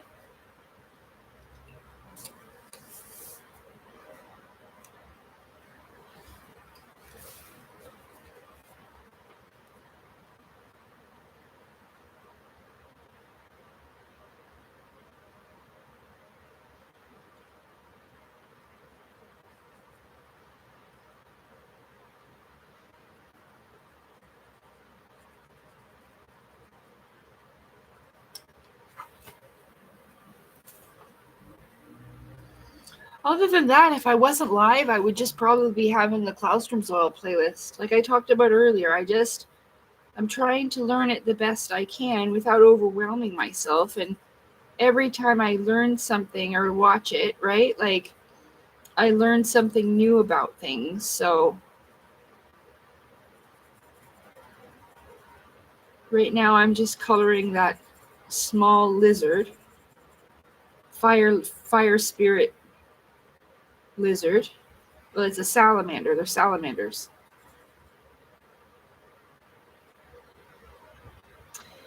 Oh, well. I think they're cute. They look like this.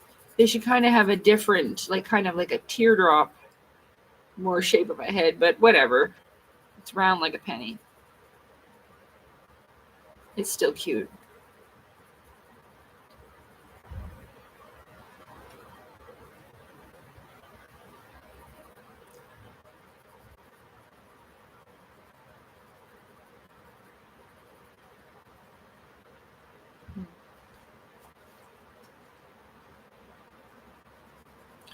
So this is why I don't really do art that much, because I'm only inspired every so often, but this salamander, this fire salamander was so pretty when I connected with it that I decided to draw what it looks like.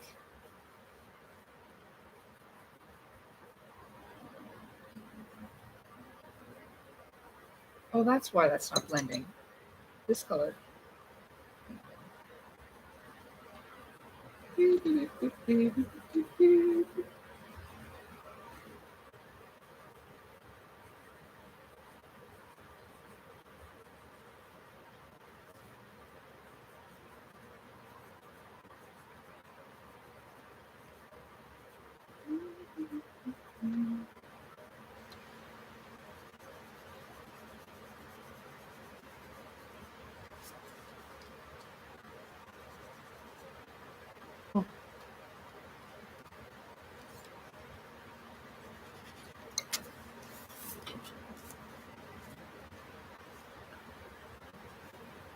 Who was I? Oh, yeah.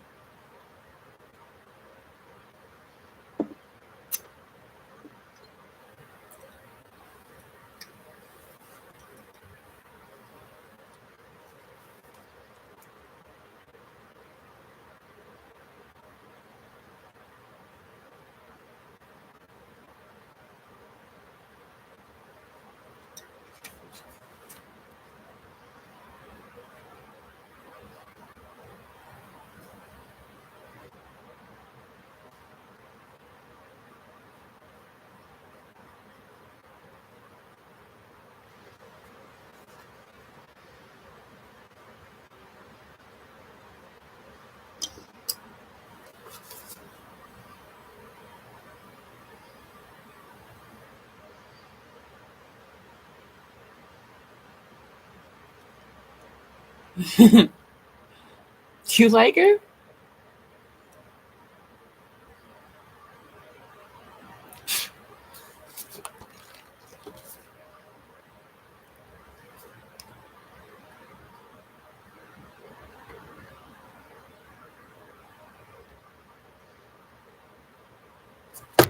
I think she's beautiful.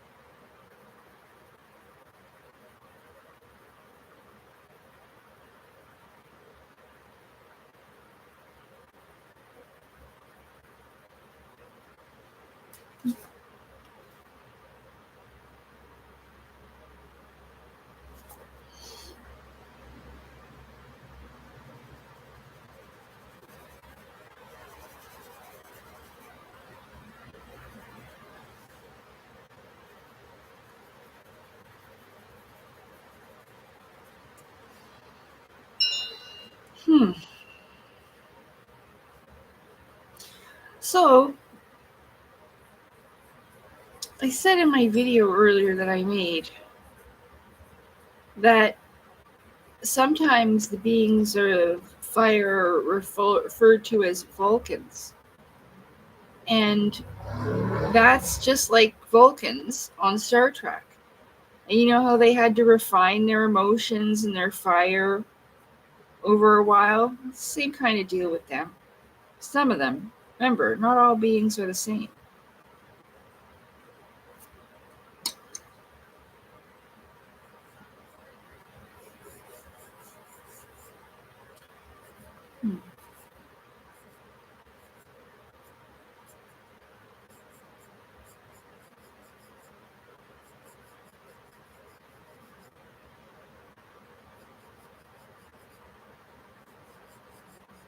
Who's this? Oh.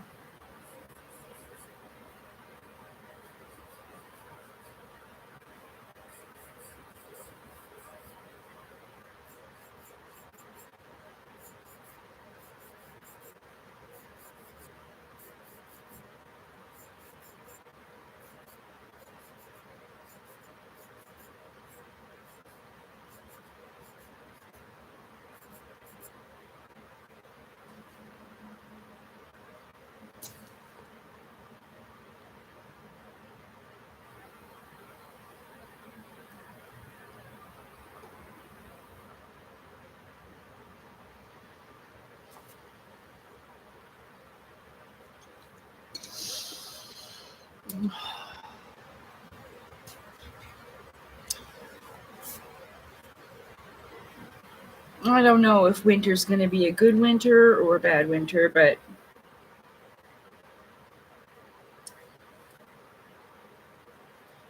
we'll hope for the best, I guess.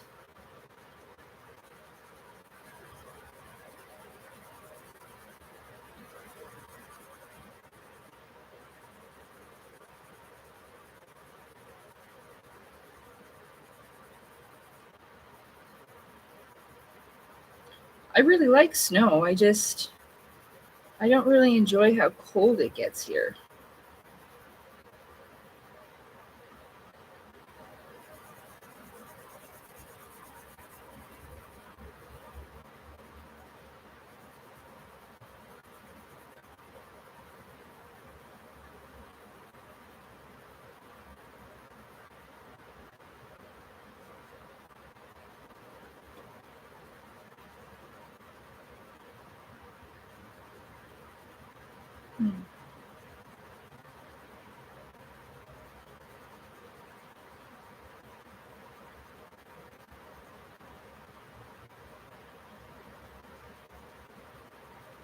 Normally when I draw, I sit in silence and I don't think very much. I just kind of like a meditation for me.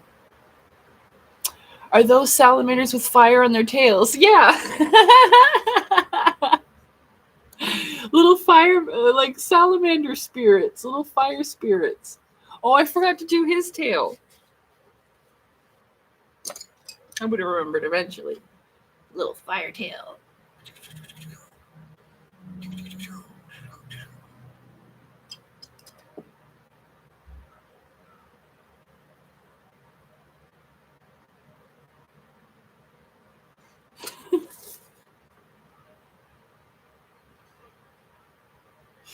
Aren't they cute? Oh, I forgot his eyes too. They're supposed to have these aqua eyes.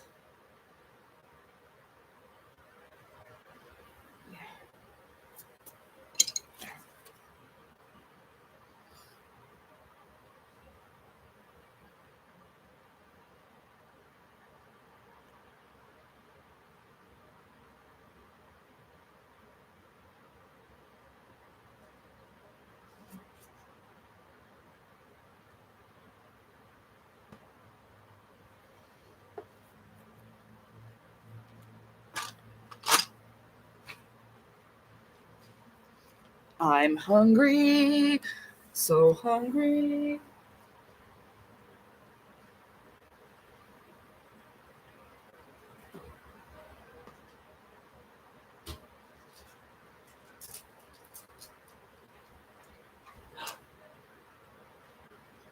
Oh.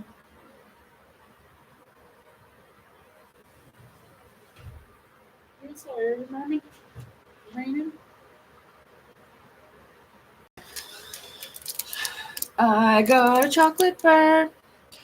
So there is a lizard that can light up its tail in real life. Really? I was just thinking it kind of reminded me of a little Charmander. But basically, it is a little elemental spirit of fire. Mmm.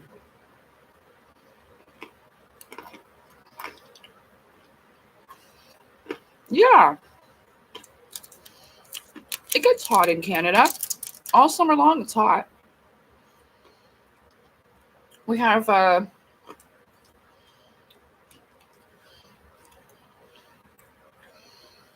it gets up to like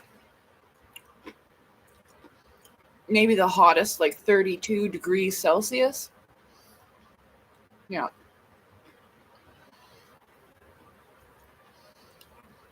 It's pretty much the same.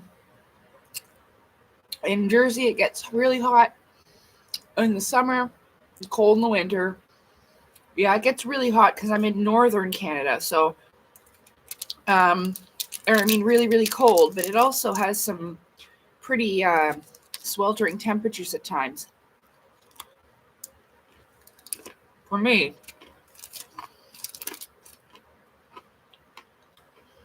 Mm.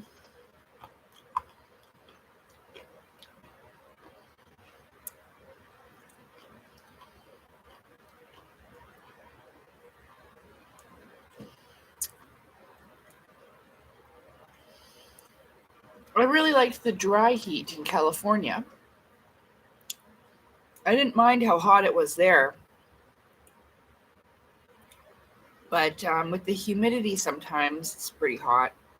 But no, Canada does get hot. It was hot. It was really nice up until, it just snowed. I just seen snow last night. And it was just a little bit. It's gone now. It melted. But it was all on the cars and I'm a little bit on my balcony, but it melted. It's raining.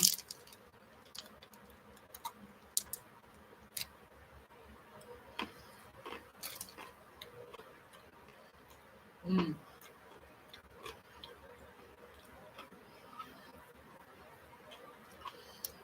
I've eaten these chocolate bars since I was a kid.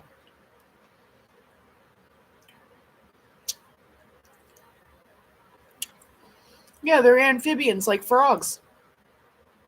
Like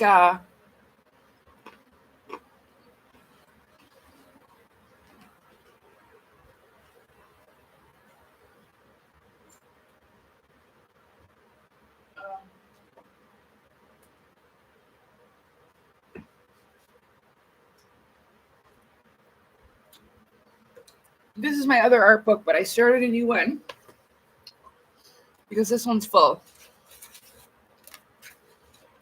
But I did a drawing of the Asura ones. And it also, I saw a frog. And so maybe they're not lizards, they're actually amphibians. And hey, frogs can change sexes too. Depending on their environment, they can go from male and female. Did you know that? So that's kind of makes sense, right? With the whole like, see, look. He's underground with the fireflies. I listened to that song, 10,000 fireflies. Dun, dun, dun, dun, dun, dun. Look, a little toad.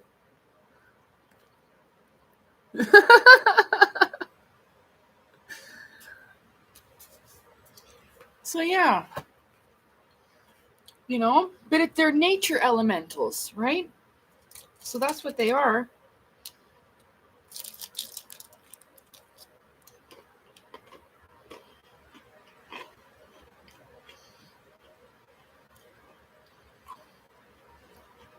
Like, when I saw this, it was inside the fire, but it was sparkling almost like with golden light, almost like a shining one, but she was in fire. Really beautiful.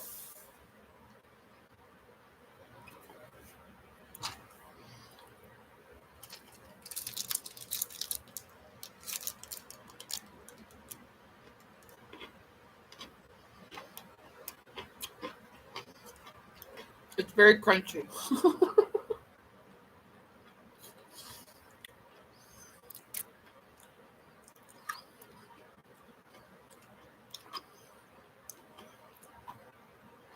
Well, I'll tell you, I read about this in this book.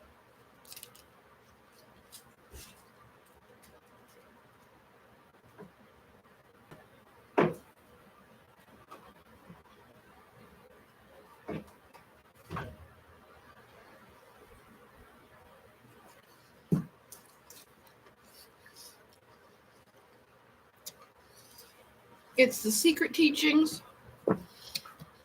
of all ages. It's under the chapter of the elements and their inhabitants. Page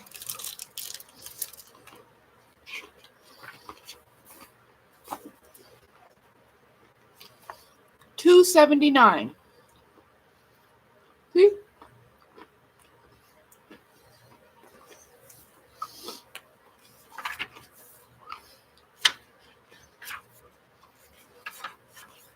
There are gnomes of the earth, the undines, like mermaids of the water, the salamanders of fire, and the sylphs of the air. So, if you see a UFO underwater, water elemental. In the volcano, fire elemental. Underground, earth elemental. At the tops of mountains, in openings in mountains, air elemental, sylph, fairy. But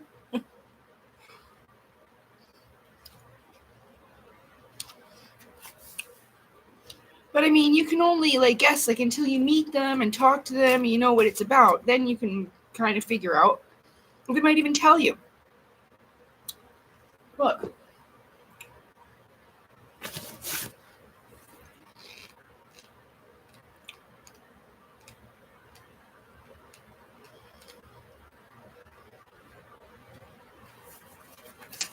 And if I weren't to tell you what this book was, what would you think that is? Water fairy. Right? No, Elena says it's an alien. It ain't no alien. Here's another one. Here's a little fire one.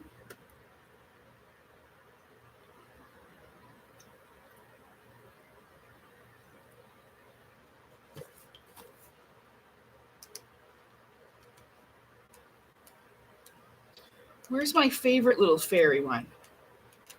It's so obviously, well, that looks like a fucking gnome. Look at his head. Garden gnome with the cone head.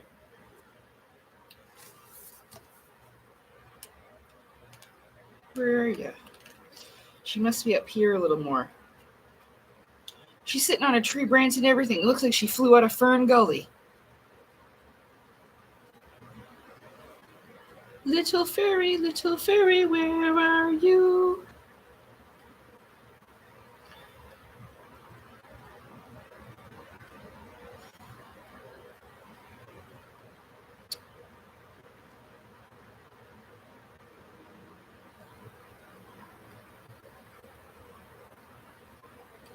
I know she's not up this far. Maybe she is. Well, there's the water one. There's a being of water elemental. See, kind of has a seashell-y ear, kind of like tentacles. That's a water elemental.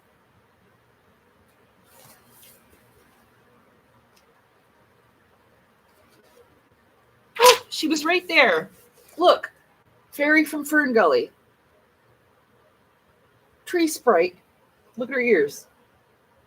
That is not an alien. That is a Fern Gully fairy.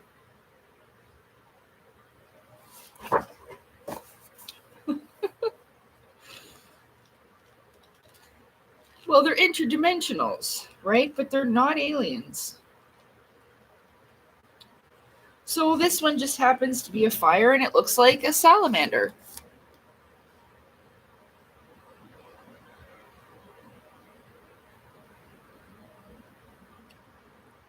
Ooh.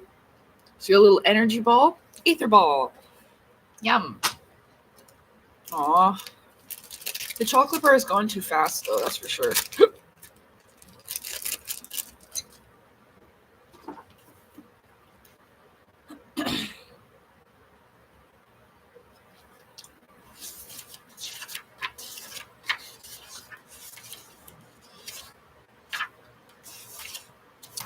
The salamanders.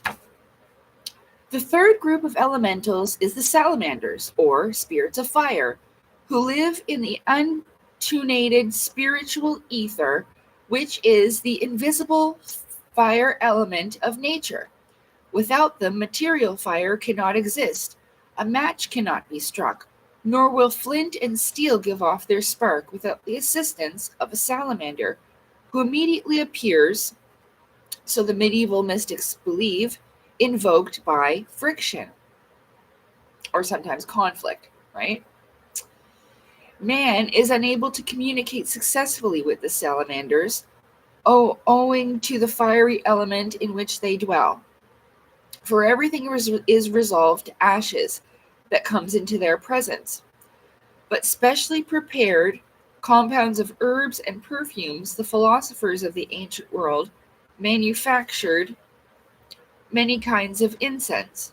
When incense was burned, the vapors which arose were especially suitable as a medium for the expression of these elementals, who, by borrowing the etheric efflume from the incense smoke, were able to make their presence felt, or through my bong. Yes. Yeah. Yeah. I know it sounds weird, but it's true. The salamanders are as varied in their grouping and arrangement as either the undines the salamanders are as varied in their grouping and arrangement as either the undines or the gnomes. So when Elena Denon talks about in her book, I was reading this in my video earlier about, what did she say about the ones in the hood? Here, yes. These ones here. See, they vary. They vary in appearance, right? They're salamanders, though. They're not lizards, they're salamanders. But these ones specifically look like the salamander, with the longer nose. And it says,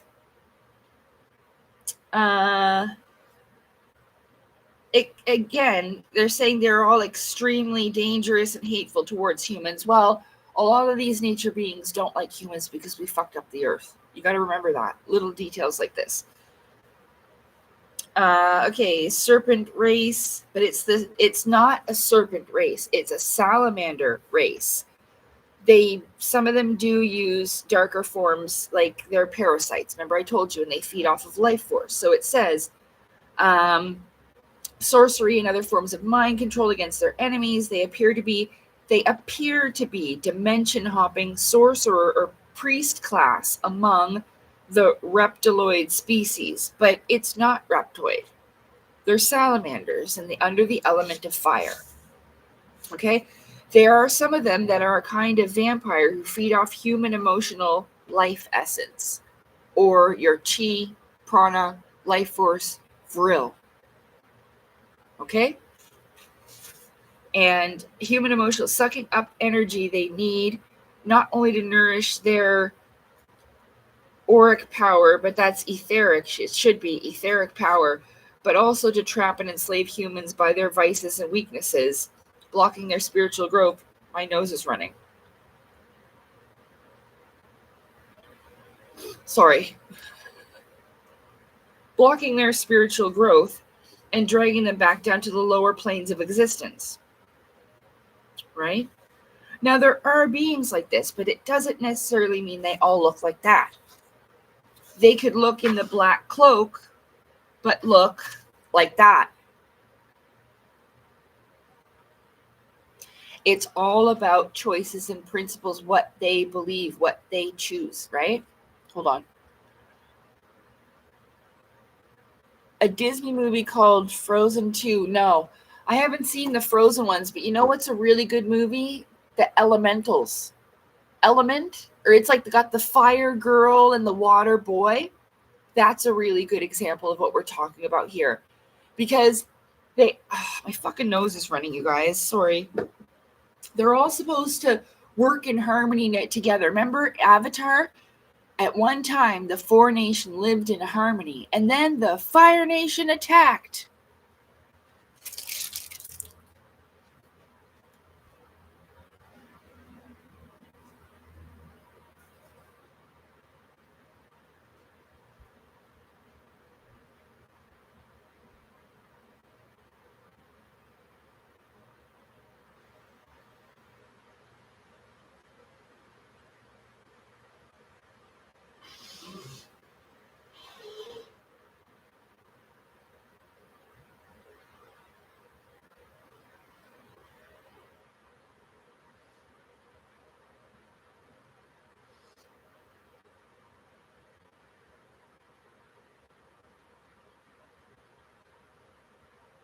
Oh, it must be because there's this great big giant pile of leaves. Remember I kept complaining?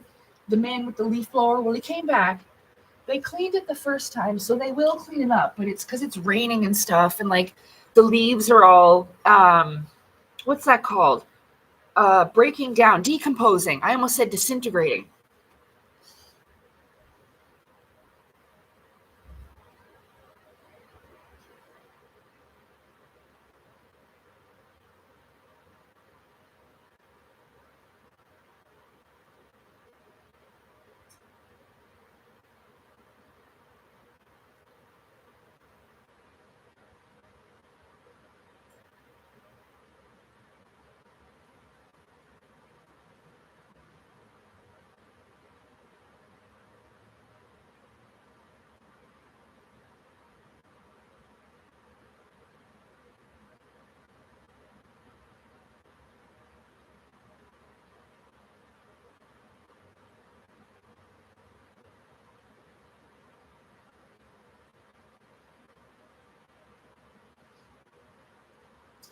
So when I'm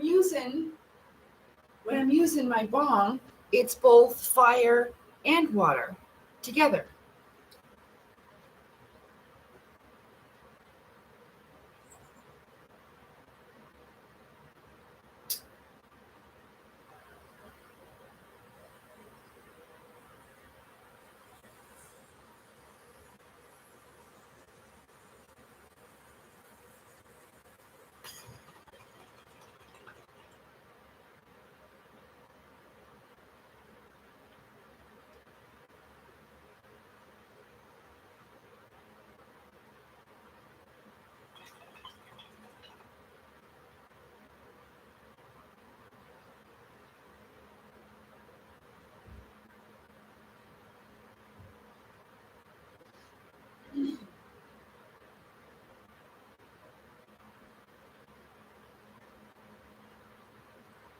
Okie dokie.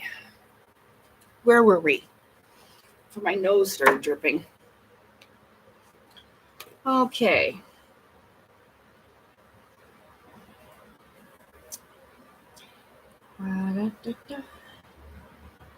Their presence. The smoke. So right, we learned about incense smoke, but also I have chocolate under my fingernail. And I just told you about the bong. So this is another way that I connect with the beings of fire. So the salamanders are varied in their grouping and arrangement, like I showed you. They have different types of them, like we saw. There's lots of different kinds, different sizes, shapes, just like us. They look different too. I'm just going to try to find a different one we haven't seen yet.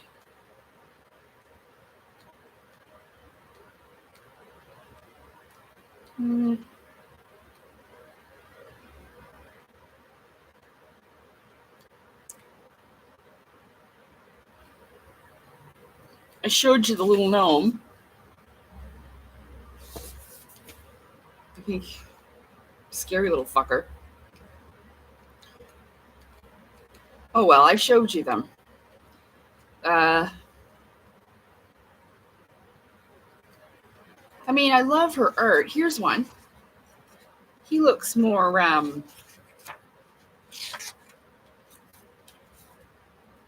human.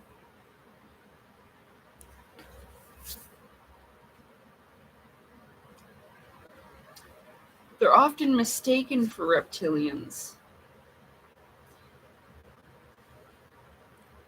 They kind of look like them.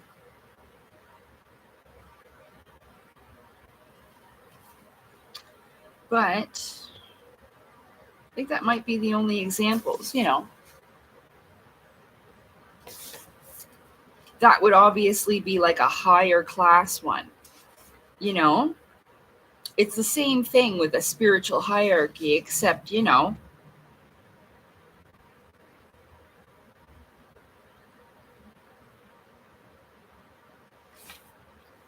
Yeah. See, but Naga, she called it a Naga warrior. Naga means wise one. Naga is a person that's risen the Kundalini to the crown. Serpent wisdom is the two serpents, Ida and Pingala, that go up the spine on either side, your red and blue dragon.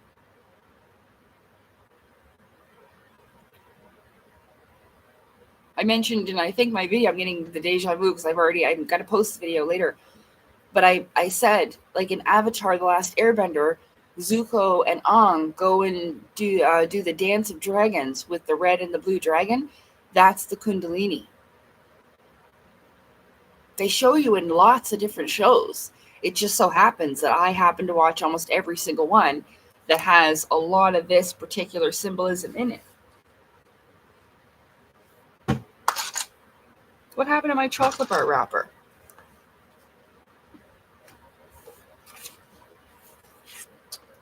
But yeah. So the image that they're going to talk about is the one in the robe.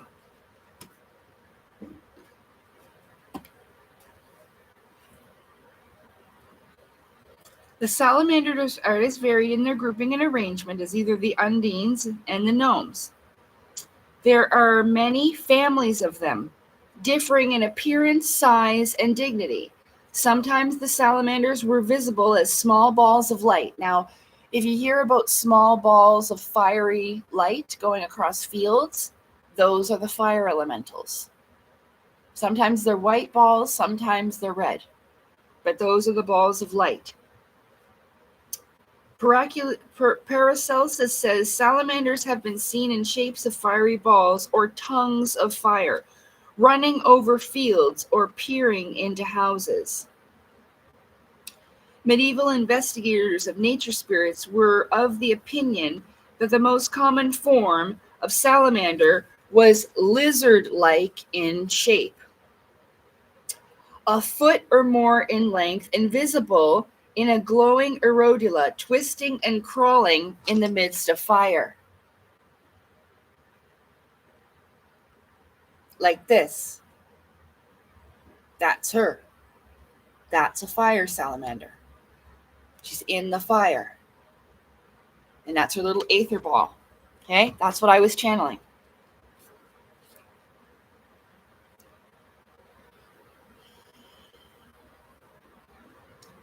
Another group was described as huge flaming giants in flowing robes, protected with sheets of fiery armor. Girl. Girl, non-gender girl. So there are the robes. That's a different kind.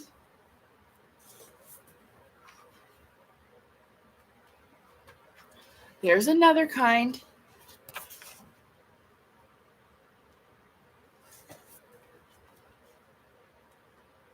That one too.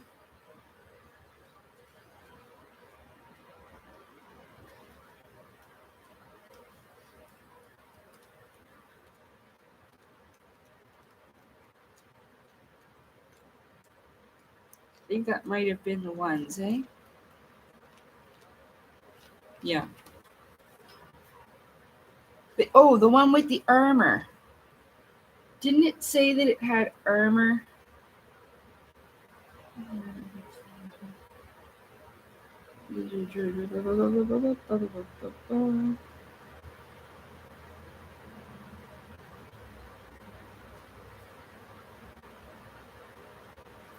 I forget where it said about...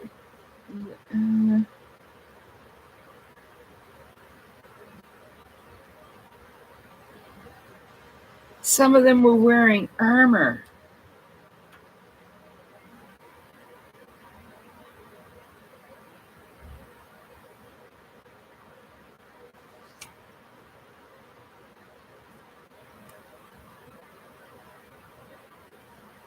I forget now. Where are you? But there's some of them that are in armor. They always say like the draconians wear like a thick armor. Where's the one? No, I know you're in here. And he looks right ugly and bumpy looking and he has armor. Give me a second here.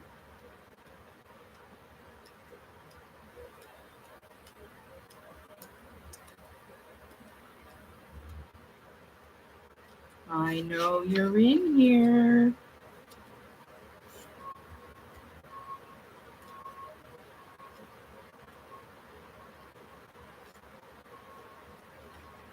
Aha! Look! Look at him in his armor. I told you. They're salamanders of fire, man. They're not reptilian aliens. Sheets of fiery armor. Certain medieval authorities, among them Abd Villars, held that Zoroaster, was the son of Vesta, believed to have been the wife of Noah, and the great salamander, Oromassis. Hence, from that time onward, undying fires have been maintained upon the Persian altars in honor of Zarathustra's flaming father. One of the most important subdivisions of the salamander was the Actinici. These creatures appeared only as indistinct globes. They were supposed to float over water at night, and occasionally to appear as forks of flame on the masts and rigging of ships. St. Elmo's fire, it's called. The salamanders were the strongest and most powerful of the elementals, and had as their ruler a magnificent flaming spirit called Jinn, Djin, terrible and awe-inspiring in appearance. The salamanders were dangerous, and the sages were warned to keep away from them, as the benefits derived from studying them were often not commensurate with the price paid. Well, I mean, it does require an energetic sacrifice, but that's just something you do. If you don't want to, you don't have to, right? But that is something I will do when needed to communicate with this particular elemental. As the ancients associated heat with the south, this corner of creation was assigned to the salamanders as their throne. They were exerted special influence of all beings of fiery or tempestuous temperament. In both animals and men, the salamanders work through the emotional nature by means of the body heat, the liver, and the bloodstream. Without their assistance, there would be no warmth. Hi, John. How are you doing?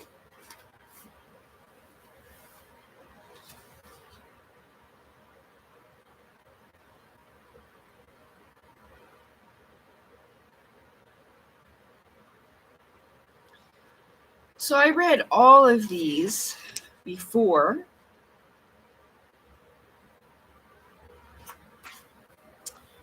But, it's definitely something that isn't for everybody, but some people are beings of fire themselves. So, and it doesn't mean that you're evil or bad. You just have certain natures like the Vulcans that you have to overcome. That's all.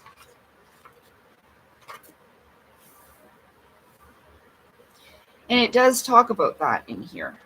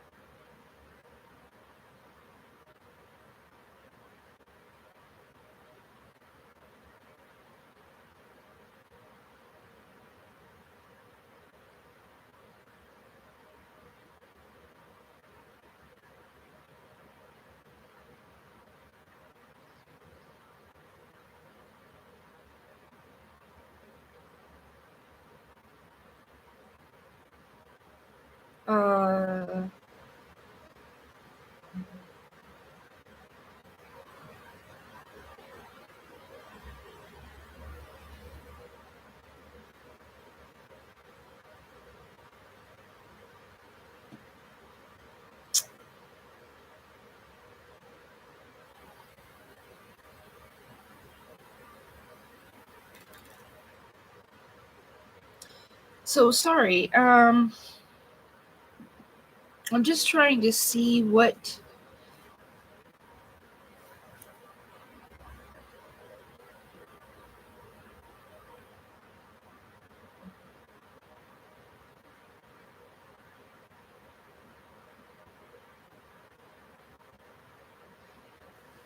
The vehicle for the Archaeus, ARCHAEUS,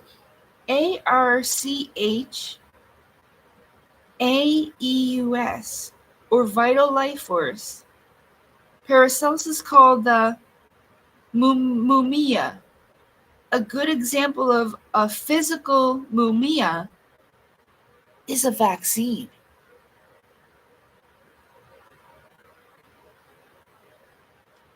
which is the vehicle of a semi-astral virus. Anything which serves as a medium for the transmission of the archaeus, whether it be organic or inorganic, truly physical or partially spiritualized, was termed mumina. The most universal form of mumina was aether, which modern science has accepted as a hypothetical substance serving between the realm of vital energy and that of organic and inorganic substance. Yes, the in-between.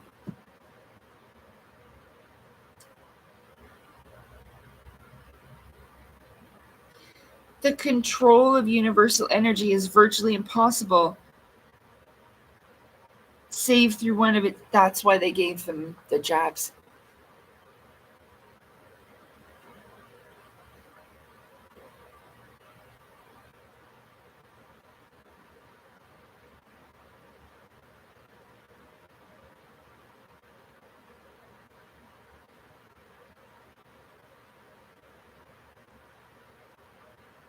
Oh my goodness.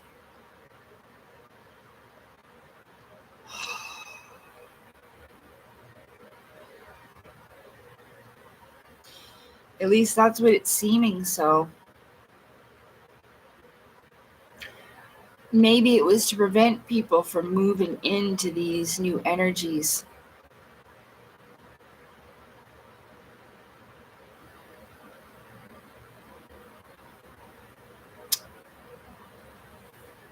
I don't know.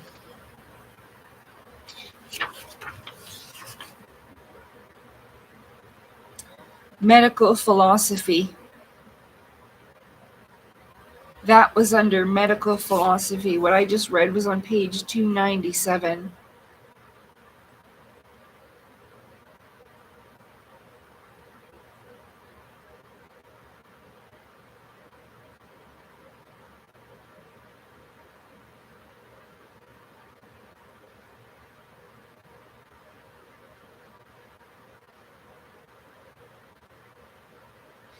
The control of universal energy is virtually impossible, save through one of its vehicles, the mumia. So the vaccine controls universal energy, the life force.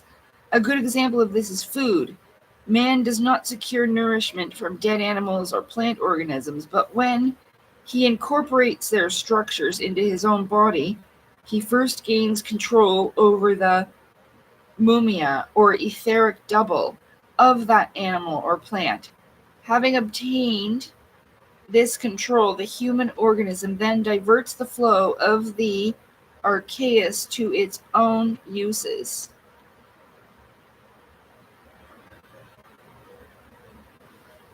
That which constitutes life is contained in the mumia, and by imparting the mumia, we impart life. This is the secret of the remedial properties of talismans and amulets, for the mumia of the substances of which they are composed serves as a channel to connect the person wearing them with a certain manifestation of universal vital life force. What?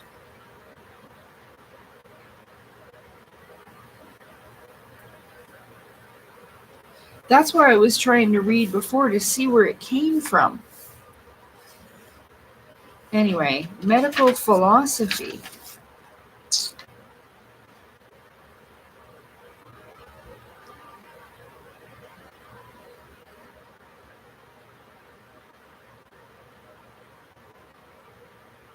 I don't know, man.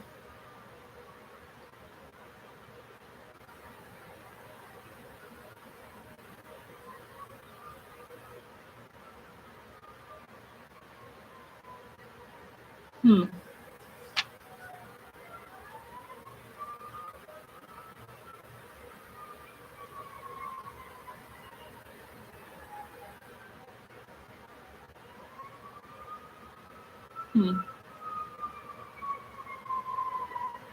I don't know. That's weird. But I bet you guys heard that before about that. Something to do with the aether. Oh my god. Anyway.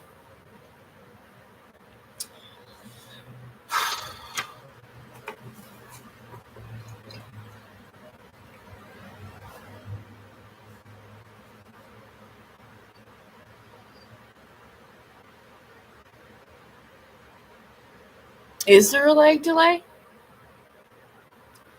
Sometimes they do this to my streams. They did it last night too.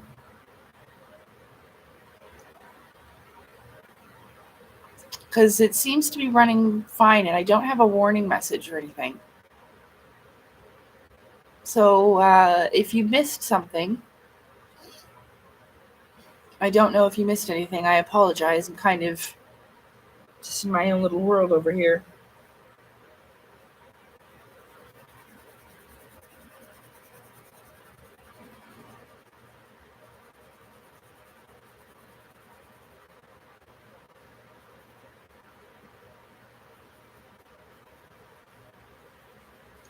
Was it working, or there are these strange looking giant Japanese salamanders?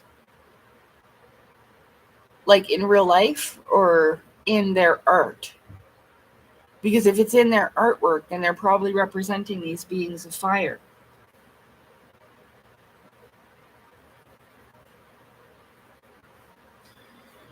They have a lot of representation in, because a lot of this knowledge came from the East. That's where, they started studying this.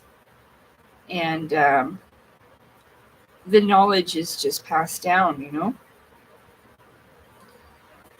Other people learn it, of course, but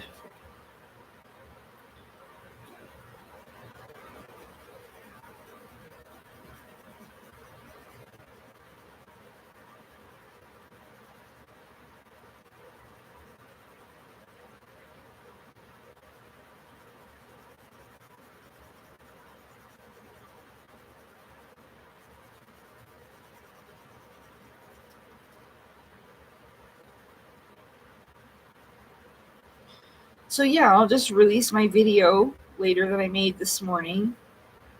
My rocket one I gotta do as well, but that's just a shorter one anyway.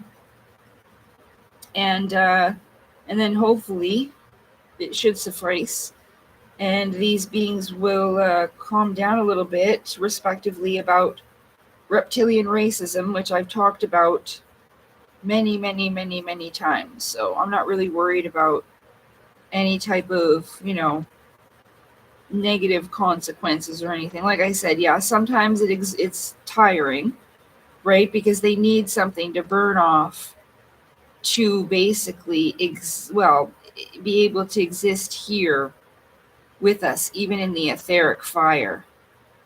So that's all right. It's all right for me to sacrifice a little bit of my own personal energy for that, right? It's okay. That's just what they need to survive. And like I said, once they dissipate and disappear, they don't get reincarnated like we do. So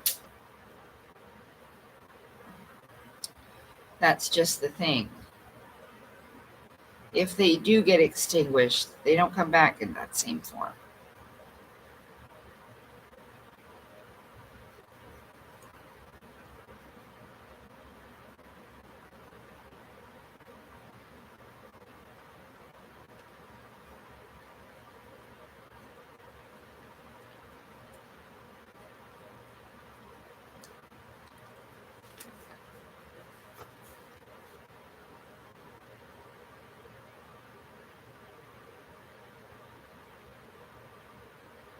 Pretty, huh?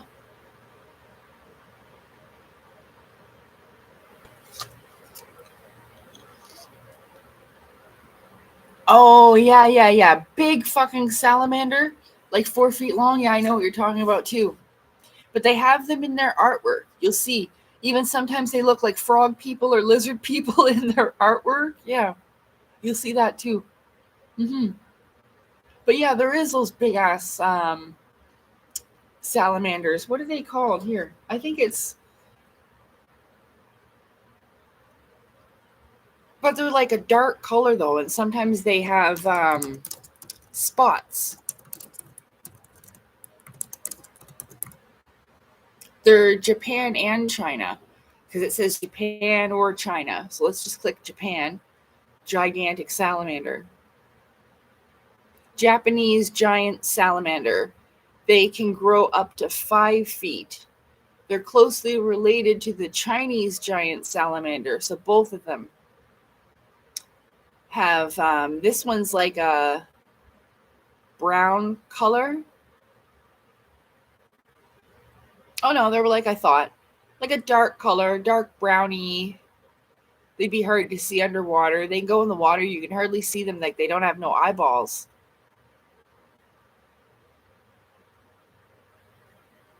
But yeah, that's a water one.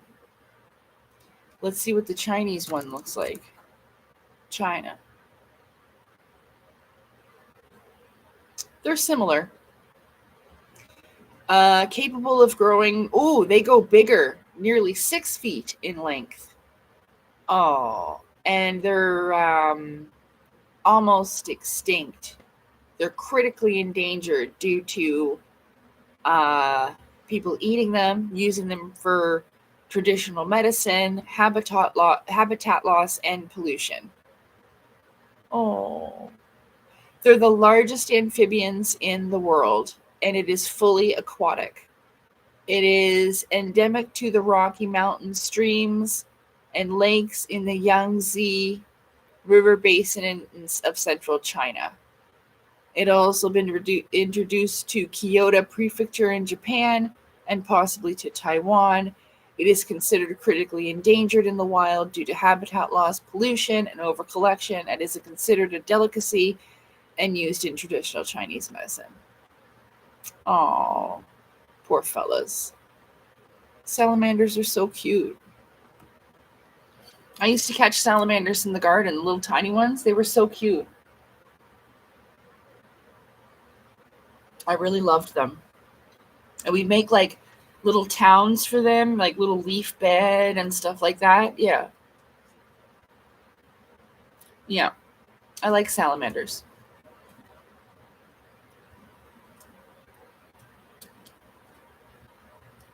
Huh.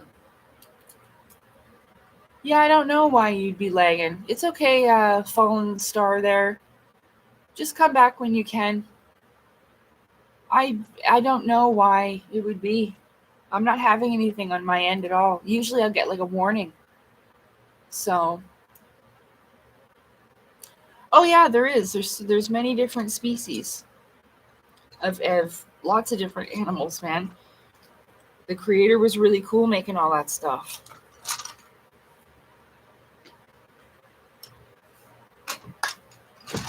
Sit around. I think it should be orange with yellow dots because it's poisonous as hell.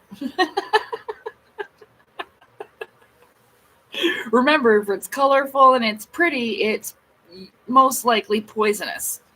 Especially if it's a frog or a salamander or a snake.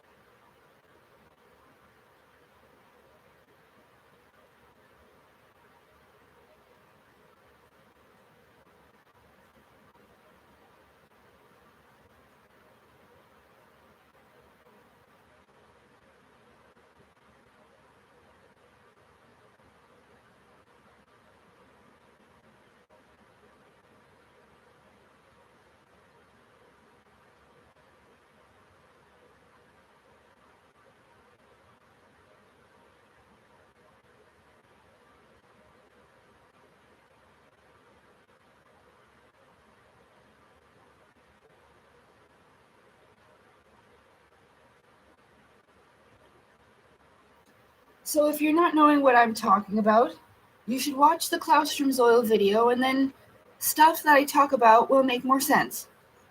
And I have that in the pinned comment at the top of this live. In the chat.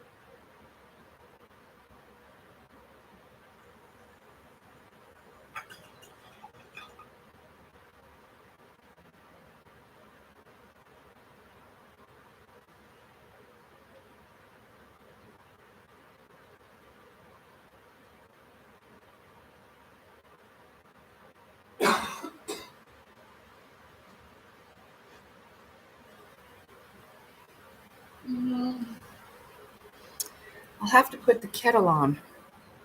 I'm out of tea.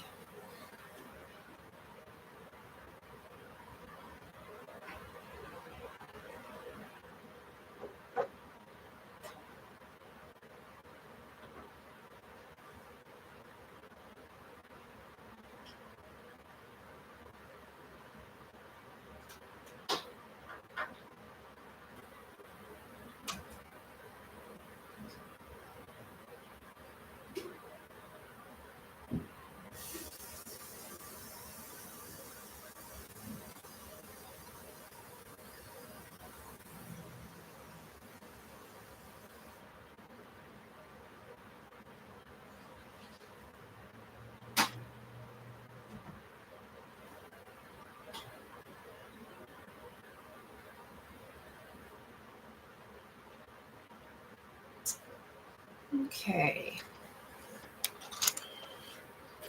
I'll boil the kettle. And I'll keep coloring her in, and then I'll add more details as I go.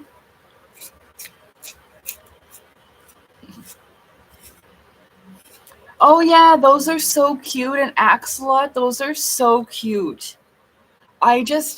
It's sad because a lot of people want them as pets, but I worry that they don't take care of them well, because there's a lot of animals that are difficult to take care of. But they are so cute, and they look like they're smiling. They're so cute.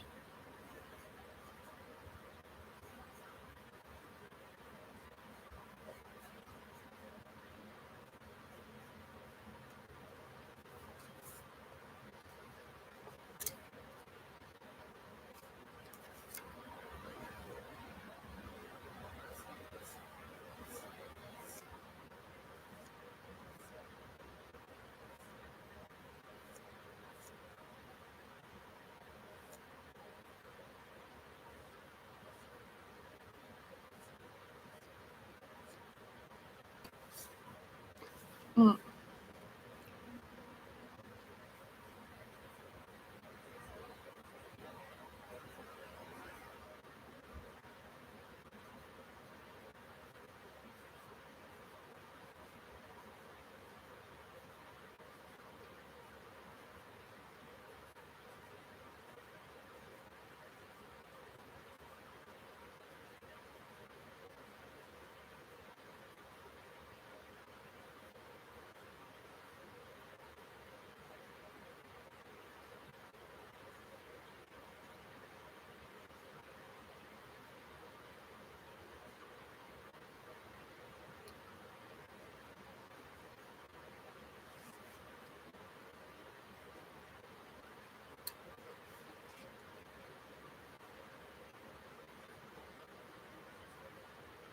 Oh yeah, I was working with yellow.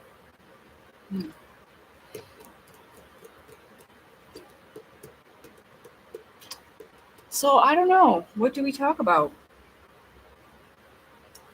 I don't know. I'll sing you a song instead.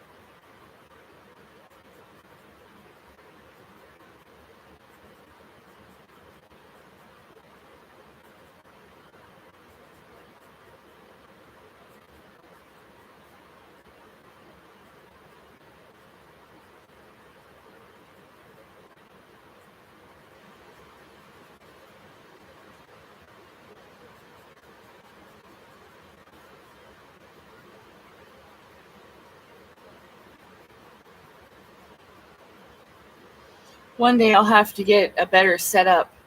Oh my God. That is what my video about is, Shadow Files. This morning it's about David Icke. That's what I saw this morning when I woke up. I'm back on YouTube. Don't know for how long. Oh, for fuck's sake, I said. And then I had to deal with some fiery energy, but I calmed down and I made an excellent video. And then I just, and then I got this experience with the being of fire because, of course, reptilian racism came up. And because he basically started all that shit. So, yeah. Because there are no reptilians the way that he said that there are. I know. Well, that's the thing that I said. Exactly. You will understand what I said in my video. David Icke tried to tell us about the Claustrum's oil years ago and he got laughed off stage. I have a short. Okay. I'm going to go get you the short. I'm going to post the video later anyway. It doesn't matter. I just wanted to do something else and I've already had a couple videos out. So I was just waiting a little bit, but that is exactly what my video was about. I made my tea, came down, sat on YouTube, opened up YouTube, and there it is. I'm back on YouTube. I'm like, oh no. I didn't even know he was off YouTube. But again, he's like in his 70s until stop talking about how the queen's a fucking reptilian, and she's not. Okay? They are not reptilians. This is about the same type. They're like the Sith. The same type of aether, they've just chosen a different path. So I have this short video here. It's about 6 months old now. It's called The Son of God, the Christ Within. But it's about, this is David Icke, and they were laughing at him, claiming to be the Son of God. They laughed at him right off the stage. They talked about him in the newspaper, made him look like a crazy person. And so David Icke had to come up with something else. And that's why he came up with the reptilian thing. I explain it better in my video because you wouldn't listen. But reptilians and will get him listened to. Look how many followers he has now. But watch that short that I just put in the chat, and it will show you him trying to tell people about the Christ within the Claustrum's oil. He was 38 years old. I'm 40. Okay, so watch that video. I'm just going to go put my tea on, and then I'll be right back, okay? Oh my God, look at my adorable friggin', look at him. It's an eraser, but it's a snowman.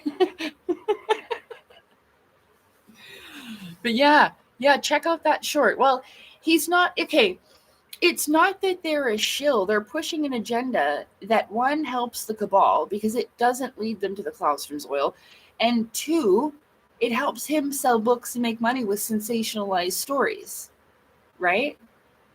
It's not that there's not some truth that he's putting out there. It's not that. It's just that he really tried to do the right thing first and then went a completely different way with it. Because I already went over how Vril is not a reptilian parasite. We went over in here about how the Naga is a serpent, the wisdom serpent of the Kundalini. So everything goes back to the Claustrum's oil. If you learn about the Claustrum's oil, everything else starts to make sense what people are doing with it. It's one of the biggest hidden secrets out there. Yeah. And he definitely tried to tell people about it. And they said that he was claiming to be Jesus, and they all laughed at him. It's horrible.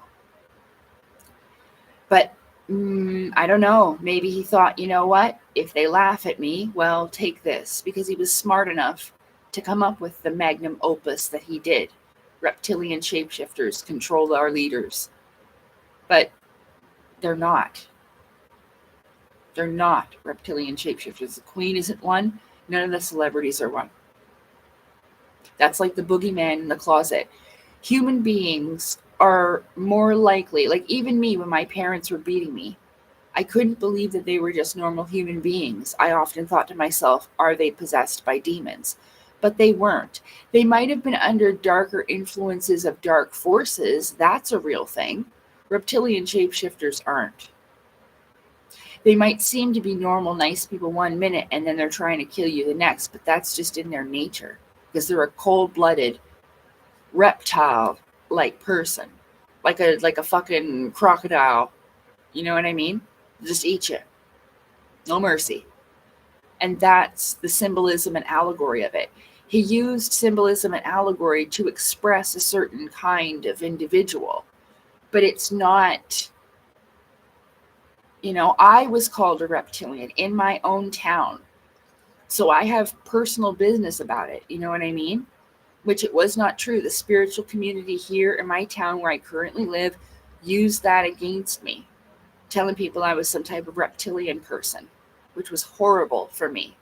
I was already going through depression and all kinds of stuff, and then they did that when I tried to go into the spiritual community.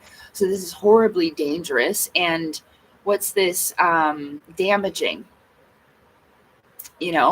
And if there was ever anything that erupted, people would be trying to chop the heads off these people, and they're not reptilians. They're just really terrible people that make choices to be terrible. Yeah.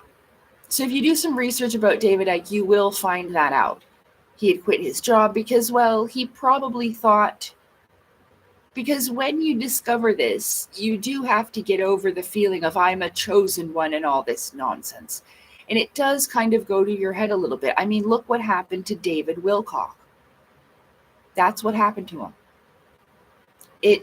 Power, I told you, it needs to be shared. I explained this in the video I made this morning.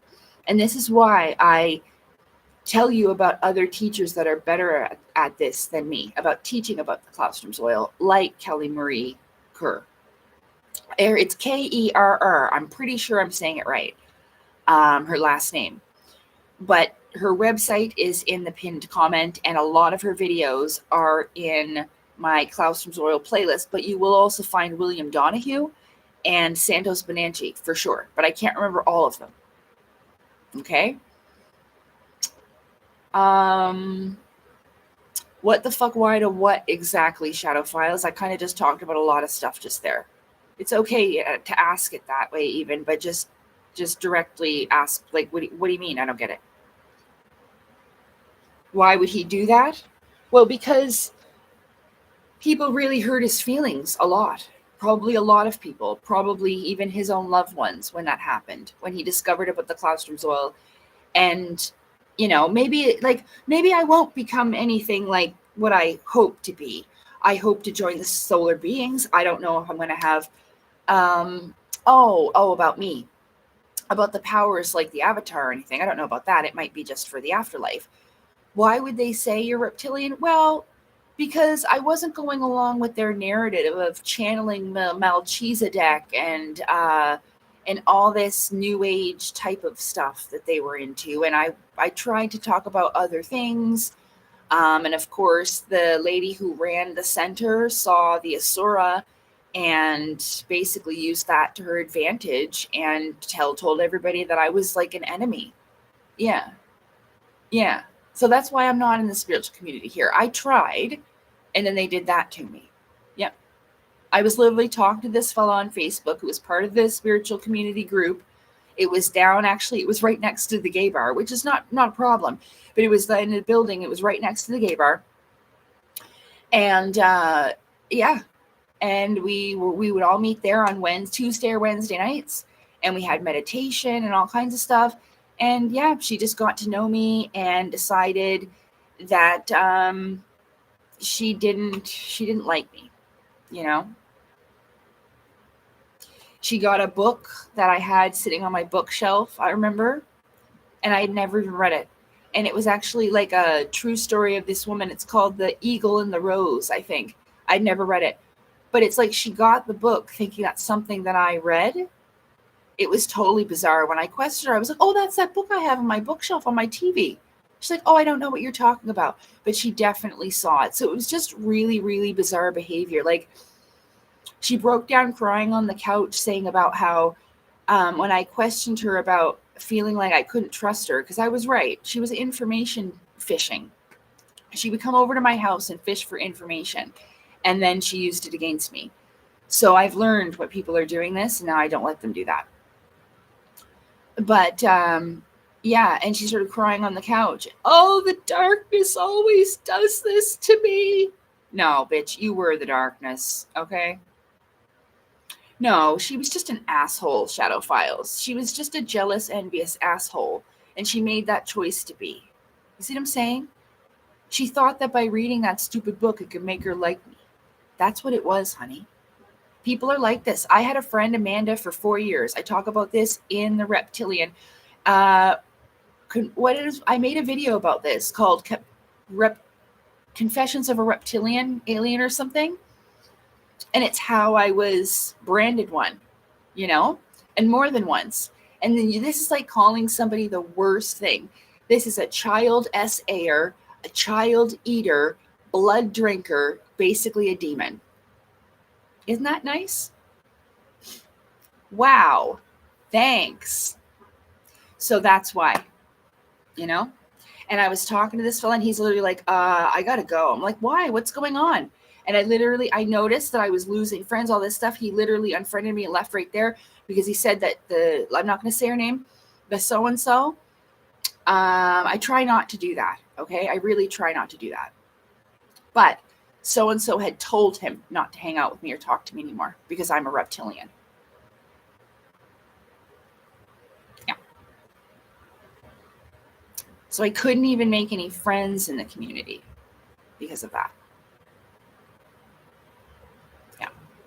Because I was smart, because, see, Naga means wise one. It's nothing to do with being a reptilian or a snake. It has to do with the Claustrum's oil.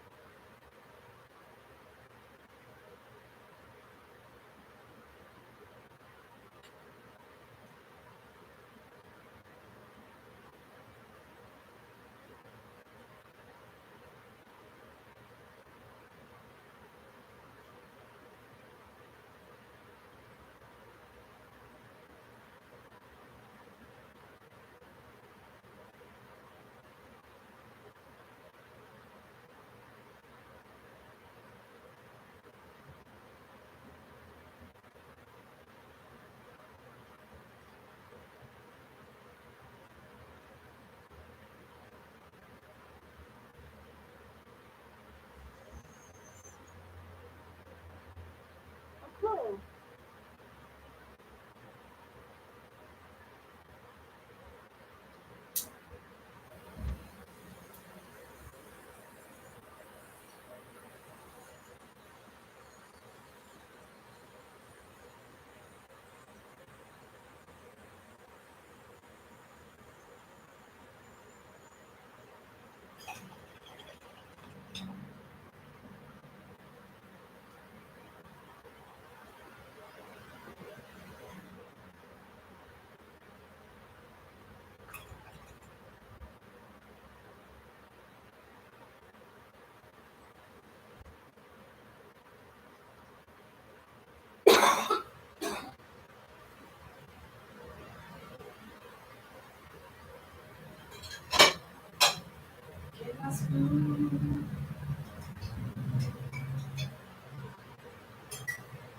Oh,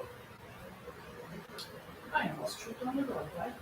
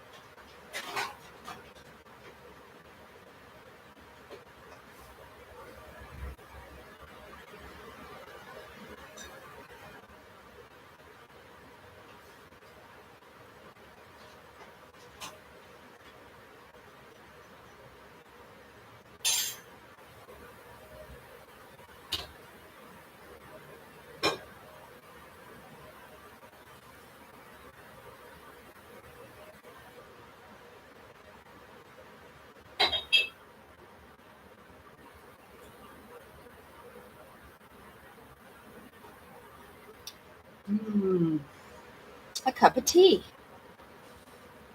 Oh, okay. Anyway, so yeah, I've got a few videos on that. But my video, I'm going to finish this up. I probably won't finish this drawing today because I'm already starting to get tired. But I'm going to work on my videos after. I think I'm going to take a nap and recover some of my energy spent from this morning. And, that's just how it goes with spiritual work, That's just how it goes. And it's different for everybody. I think that as a being of fire myself, I have an easier time. I mean, I don't have the easiest, but I do have an easier time.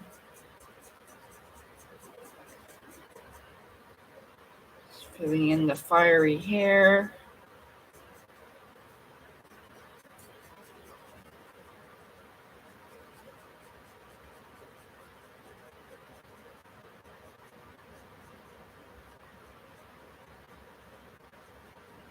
But like I said, the ones are mostly like the Vulcans. Like they're just dry like that. Or they say things very bluntly and you kind of are like, excuse me? What? Oh, but they're right. I mean, you're just not used to the way that they'll talk to you. That's all.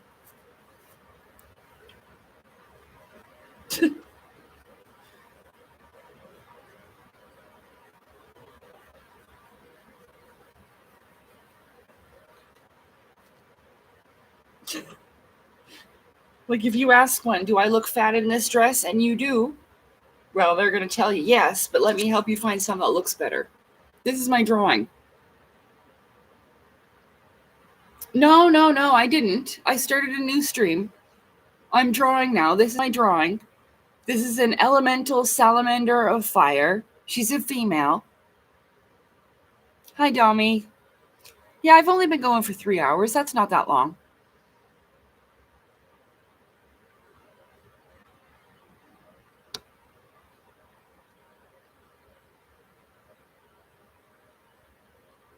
See?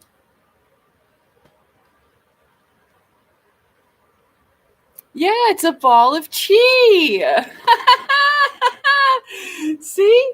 I knew somebody. I called it an aether ball, but it's a ball of chi. Yeah.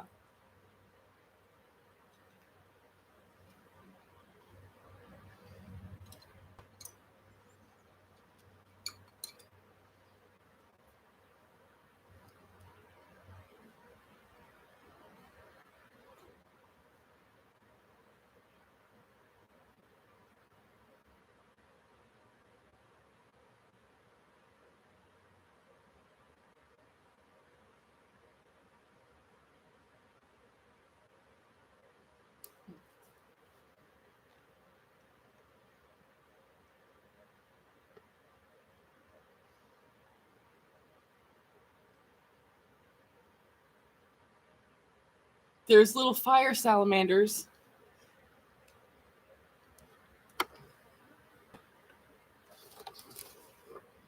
Where are they? There they are.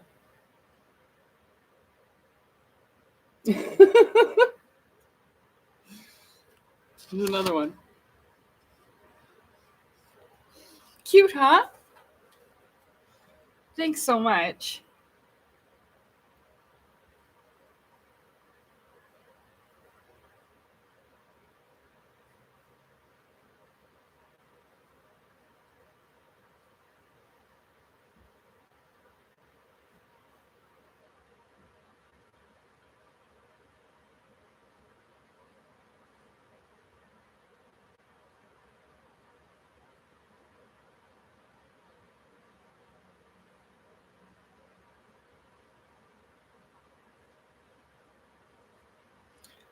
I kind of wanted, I wanted glow in the dark paint, like different paints.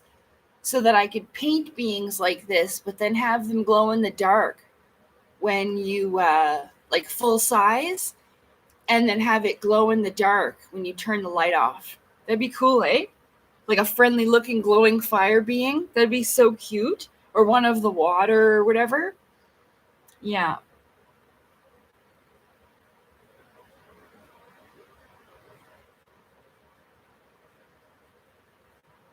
I'm just using that metallic pink now for the etheric color, the etheric magenta color.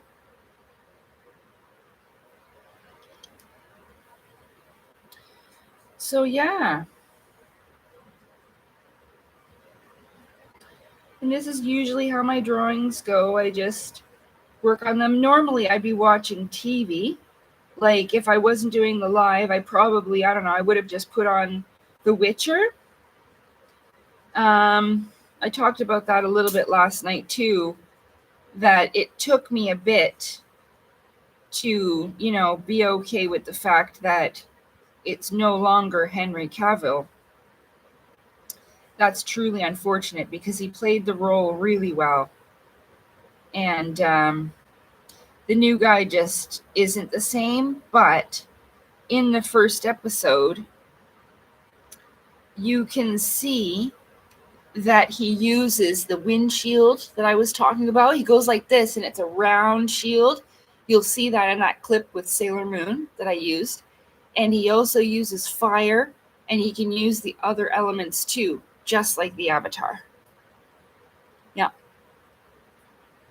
He's using all of the elements, The Witcher. So I noticed that in the episode 1. So I don't watch TV all the time.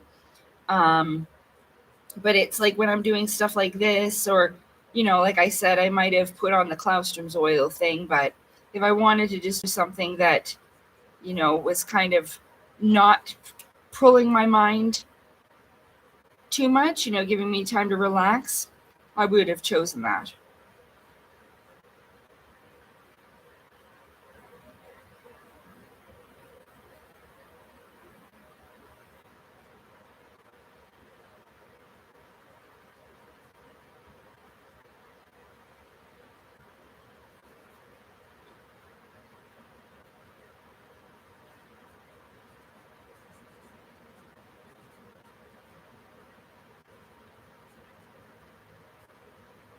Yeah, I think the glow in the dark would give them like a more magical element. I'm just working on the hand down here. I mean here.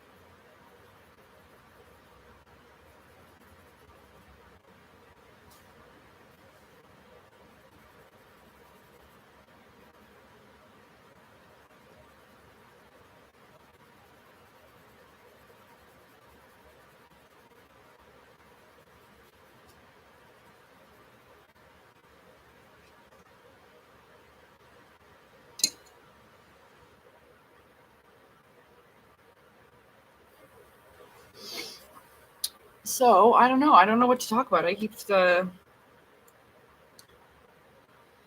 just kind of drifting off. I don't know. What should I talk about? Well, let's talk about this. So, like I was saying, a lot of people have trouble with accepting that people can be as bad as they are. And they have a tendency to blame things on creatures. And it actually says that in The Witcher as I was watching it.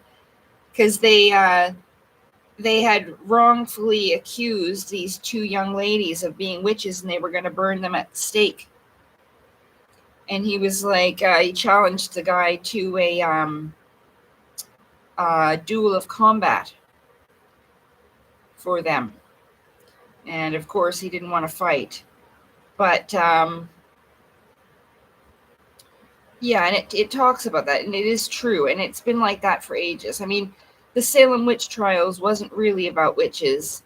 It was about destroying women exactly like me, who were a threat to the status quo, especially powerful men that were in churches, but also powerful women that were married to powerful men that felt intimidated and wanted to get rid of the competition.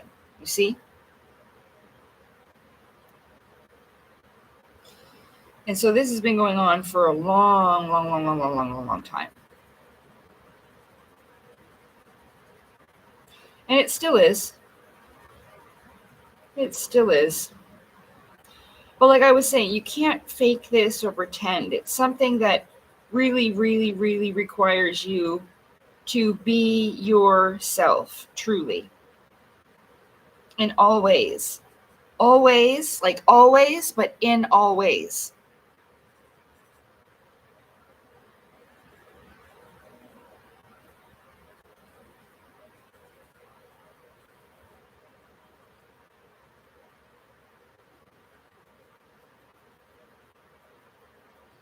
So if you try to be like somebody else or copy somebody, you know, it takes you further away from you.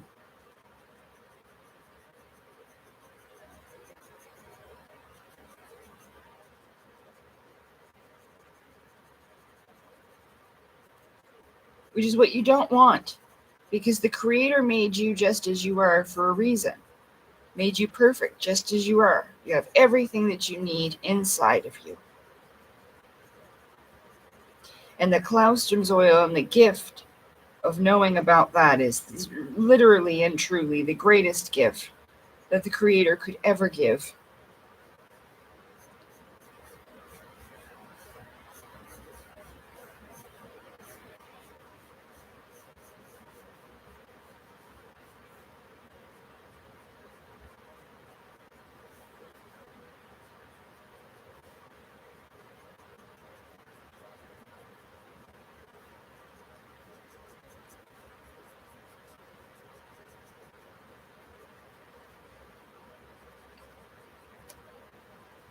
And I mean, when I talked about an energetic sacrifice given, you know, for me, it's almost just like how fire has to burn off of wood.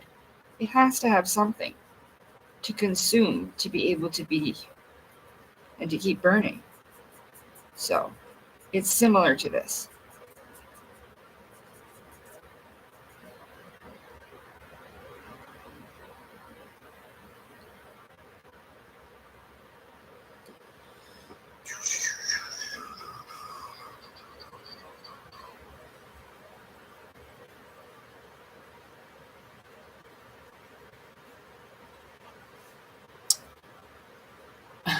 Hi, Scott.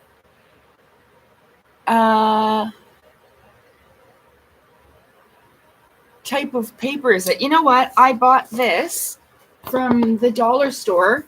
It's a really nice, thicker type of paper. It's an art paper, but they're really nice art books, and I got them at the dollar store. This is my new one. It's a little bit dusty because it was sitting at the bottom of the shelf, I just realized. But I have another one that I had already filled up.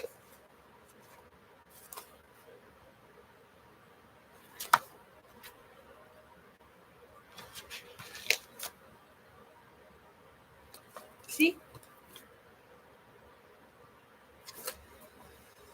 So yeah, I'm still enjoying myself in my life. Just doing my picture. She's coming along good.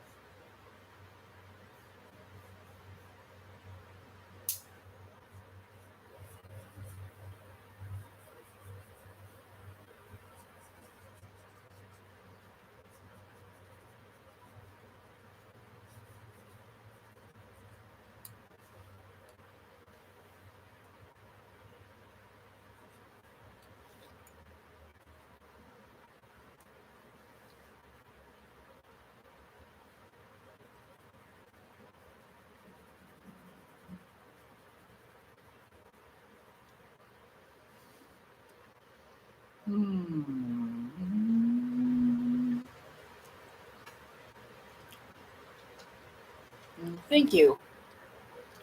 Thanks, Scott. No, I did a lot of talking earlier, and I've already made a couple of videos that I gotta edit after I'm done this. I didn't actually expect to be drawing today, but it feels pretty good to create and to be able to show you what I saw.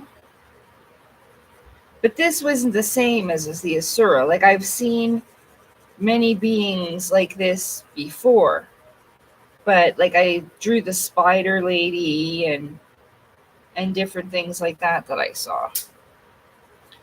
But this one was particularly lovely, and so I just decided to draw her.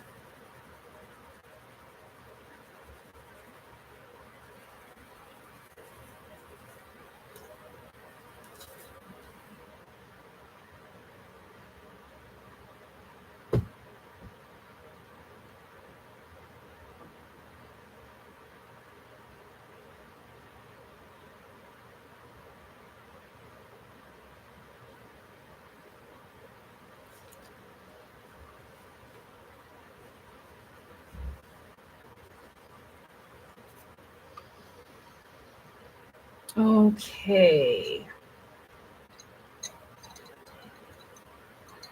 Now, where is that? There it is.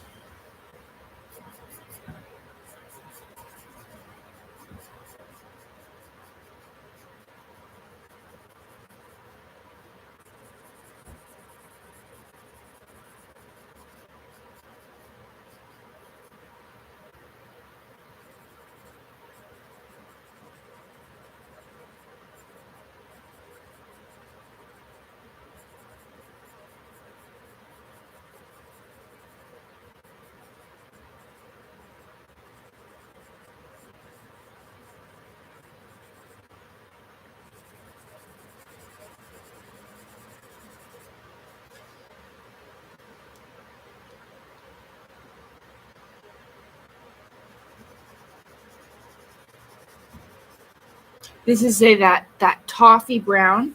It blends in with this orange pretty good.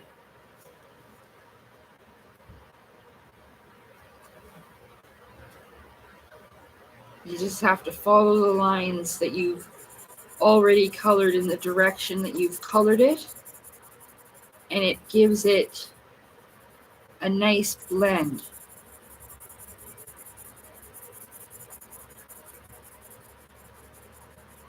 It's going to make it just the tiniest bit darker as it blends it together.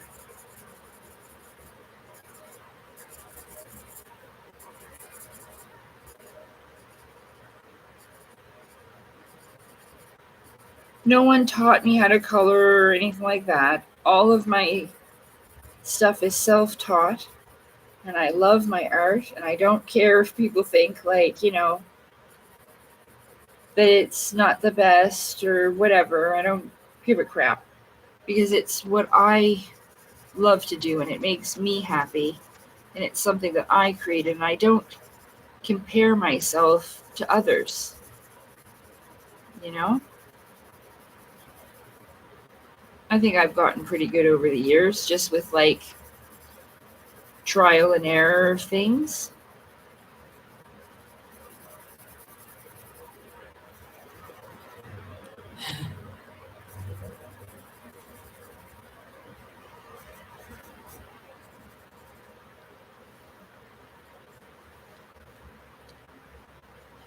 Just take this and do a little bit more shading as well.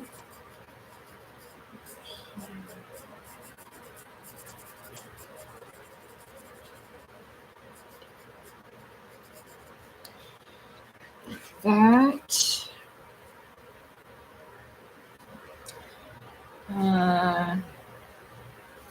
Wonder if I can get rid of that.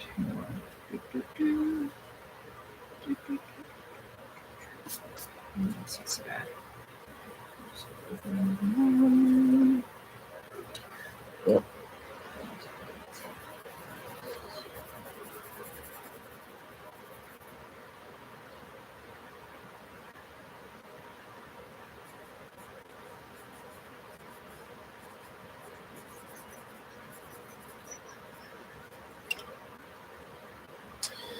Okie dokie.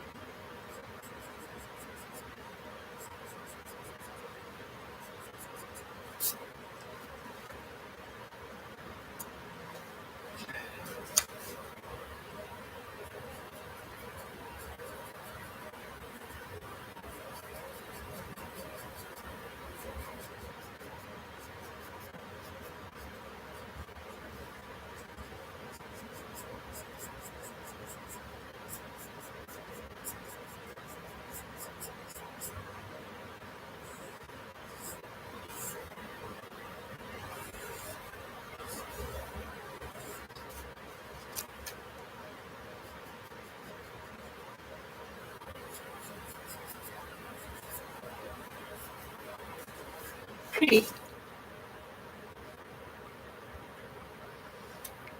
I gotta blend it more up. It's gonna look more like a plume.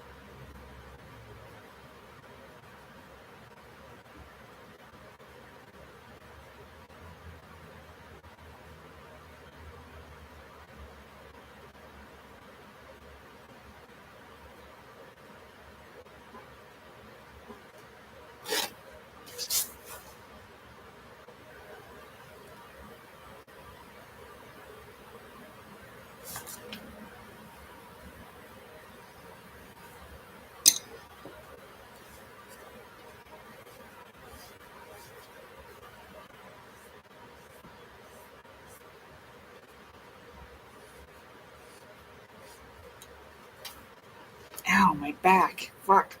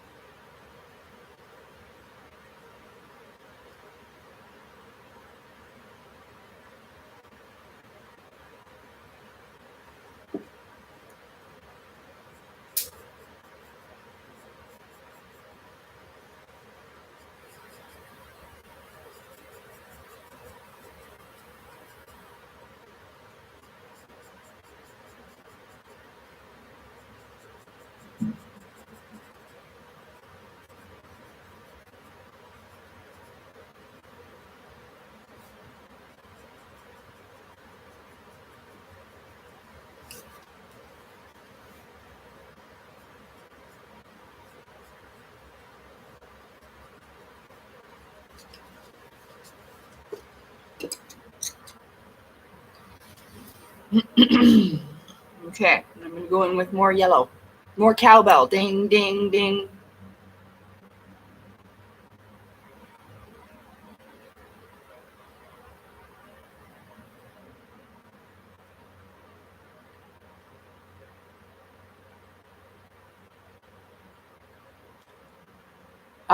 I'm not sure if your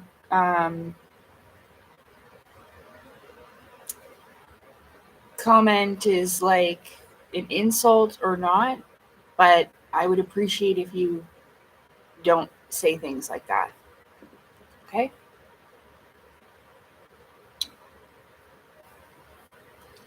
Because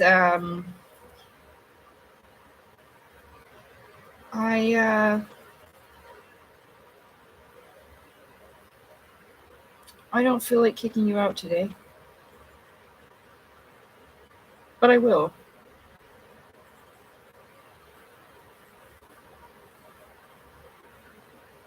And I don't think a person on methamphetamine or drugs would draw something like this. Okay? They're little fire salamanders. I don't think you could draw anything. So, see what I mean? Like, that's just what I'm talking about. That's why all those people were laughing in the audience, because you could never really do anything like this or be anything like this, right? So you have to put it down. You have to mock it, just like, a little creature. Like, you guys are talking shit about dimensionals lots, but I think you should look within there, fella. Because, like, I'm just here minding my own business, making art, and you have to compare it to that of somebody who is suffering with an addiction with methamphetamine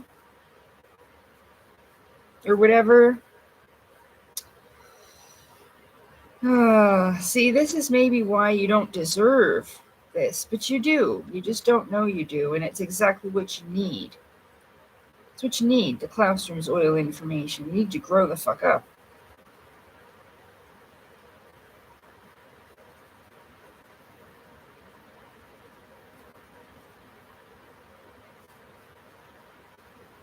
But you could never do something like this. You don't have the artistic ability. You don't have the capability to see. So you come in here and you talk shit. Is that it? What a shame. Waste of my time and a shame.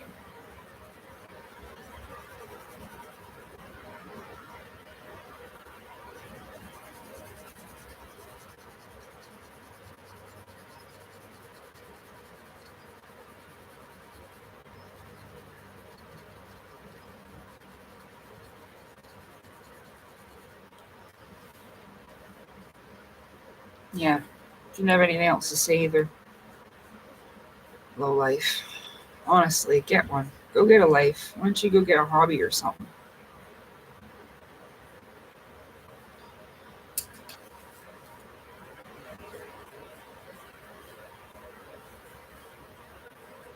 Because you definitely won't be making first contact with anything. No extraterrestrial would want to talk to you, someone who behaves like that. Yeah, all they know is how to put you down. Yeah, it's just how people are. I know. It's a shame. It's just, it sucks for them that they'll never get the reward of how it feels just to be yourself and enjoy that and, leave it be.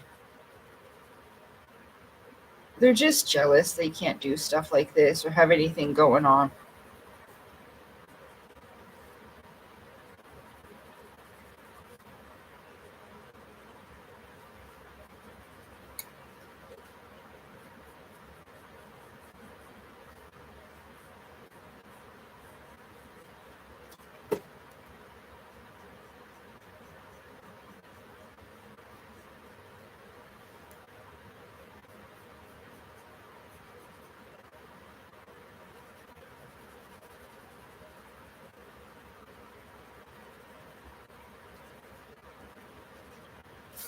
Well, I really like her. Oh, I like it. It's very pretty.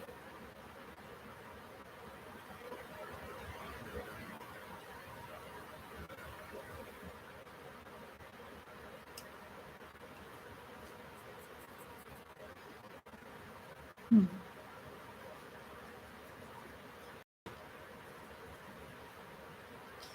Let's take this. Oh, I need to sharpen it. Hi, John. Fireworks? Fireworks? Why? What for?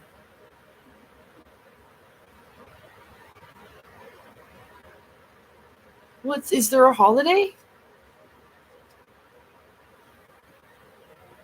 Oh, aw.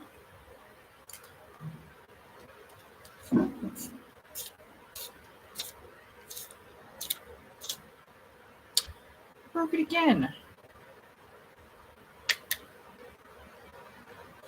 I need this one to work. Oh.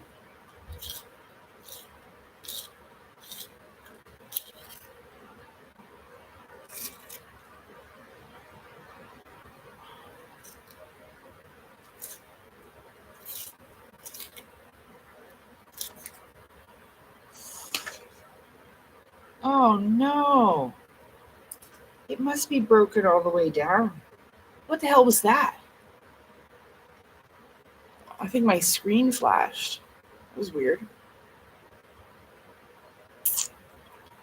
The night we remember. Oh yeah, remember the. I thought it was the 5th. Remember the 5th. Oh, it was bonfire night. Oh, you actually celebrate that? That's cool, eh? That was actually a true thing. Oh, I didn't know that was true.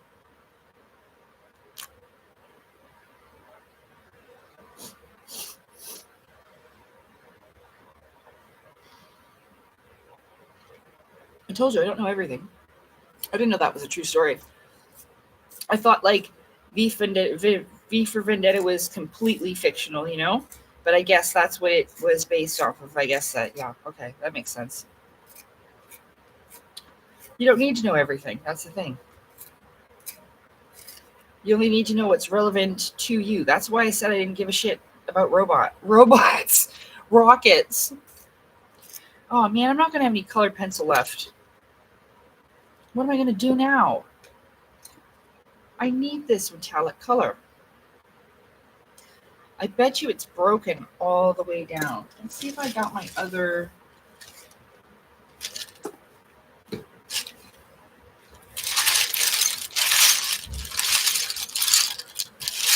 I thought I had another one in here. Oh, there it is. Whoop, there it is. Now where'd it go?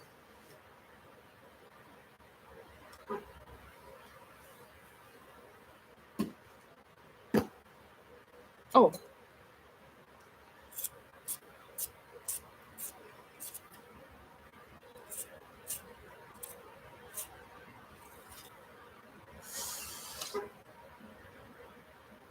Uh-oh. Uh-oh.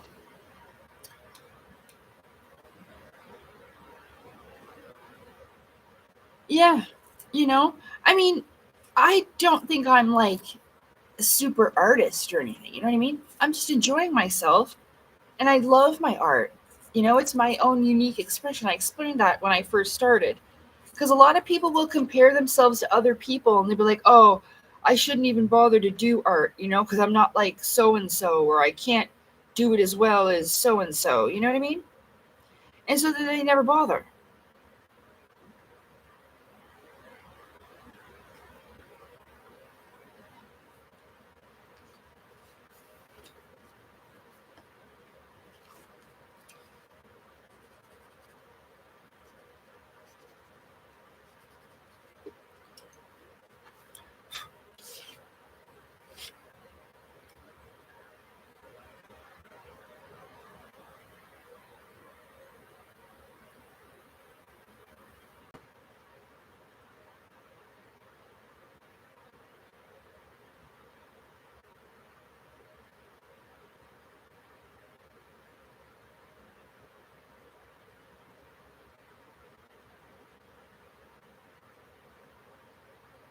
And you'd be surprised because great change can happen just overnight, you know? It really can. So hopefully that person won't be like that. And they'll grow up.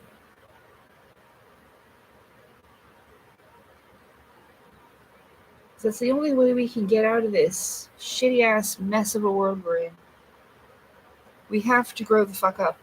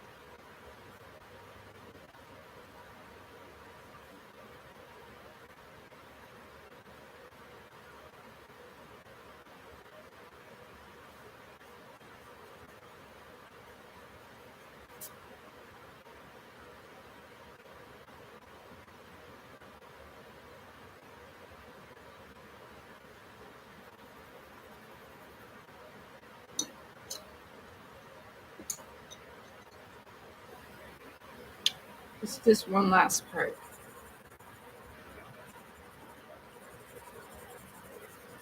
I'm going to blend all this fire together.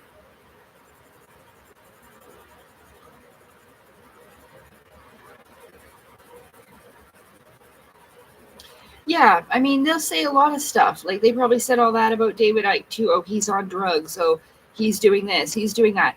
Anything that this person can rationalize in their brain that explains whatever they're hearing that they do not comprehend. Or let's say, oh, she's crazy. It's because they just don't understand. A lot of people's brains can't compute this type of stuff. So instead of thinking, well, I'm just not educated enough or whatever, because of course it's not them, it's always the other person, you know, they have to just insult and put down, you know, that's really what it is.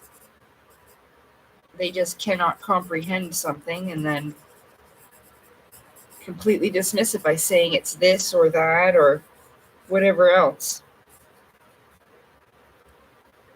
But the only way we're ever going to get any change is, like I said, to be what you wish to see, the change that you wish to see in the world, and actually be it.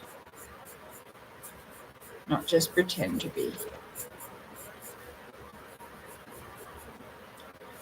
And it's not easy, but it's doable.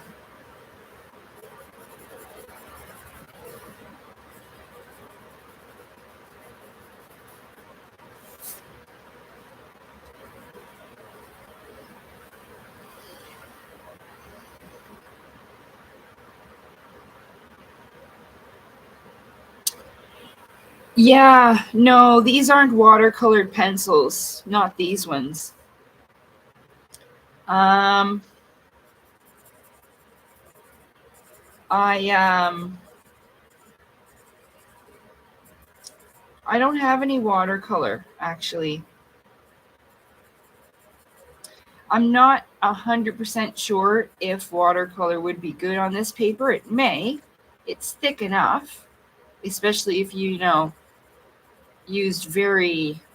I mean, it will wrinkle a little bit anyway, but no, they're not watercolored.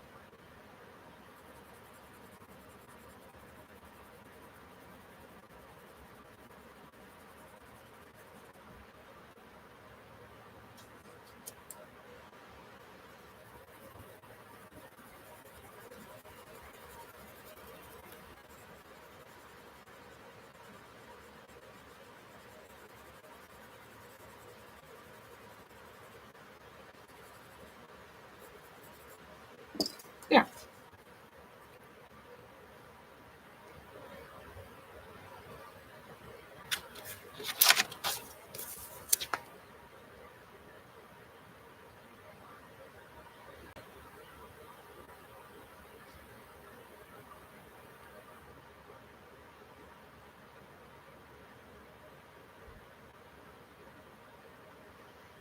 Do you like it? I really like it. It's not totally 100% finished, but I'm finished for now because I'm tired.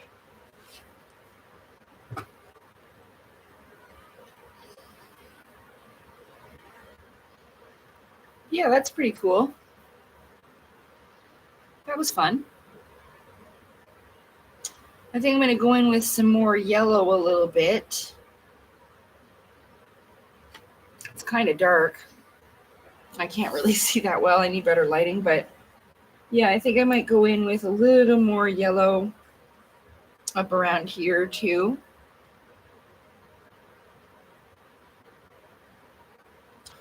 The metallic colored pencils are okay. You can kind of see it on the eyes. I don't know.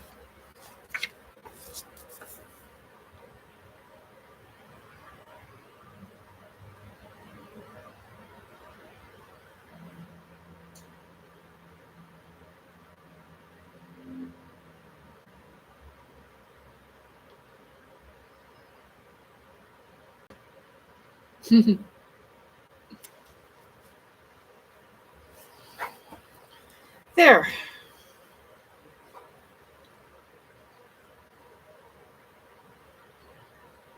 You can see it a lot better like that. Like when it's in person, you can't really see it on the thing because of the light.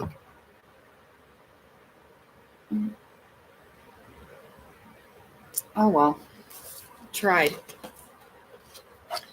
Maybe I'll be able to take a picture of it when it's fully completed and then show you.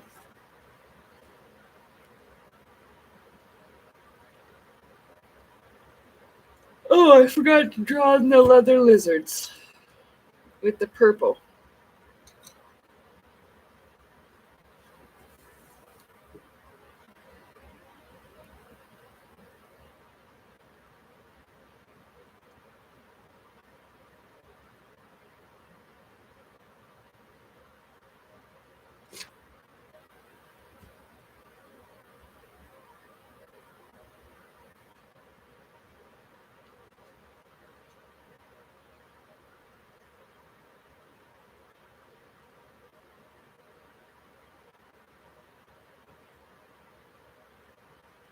Salem Jenkins.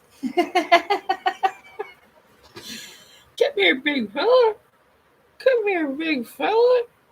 Big old chunky monkey. How you doing, baby? What are you doing? Play pencil? Oh, very nice. Good boy.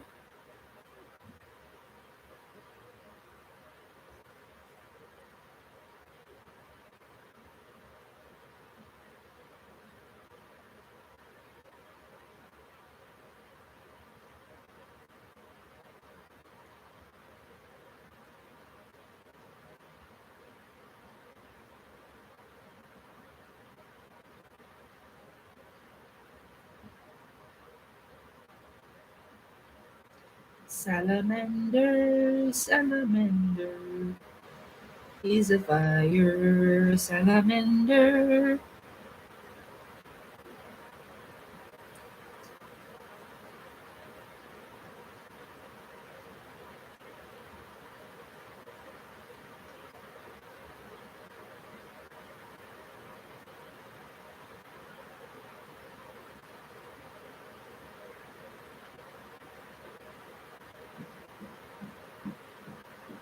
Uh-oh. Hairball.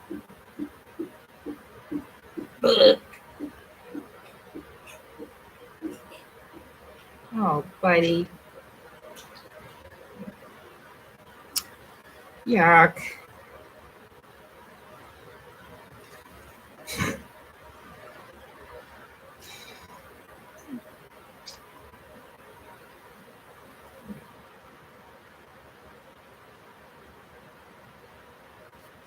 Well, Salem just threw up a hairball. Yeah, I know. It's because my lighting sucks. My lighting sucks, man. I don't have a good setup.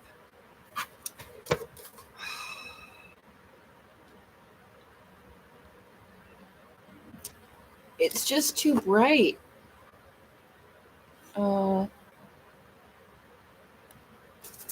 Does that help? Like, I turn down the screen brightness.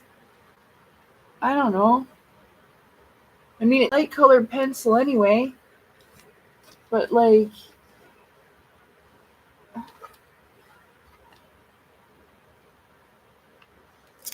nah, fucking computer. I want a new one and a better setup, but I can't afford anything new or anything like that. So, anyway.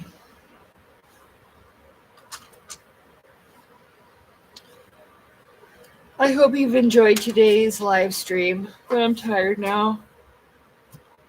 And I gotta go do some other stuff. So, yeah. Yeah, I know. It's the fucking light. But I'll try and take pictures of it somehow. And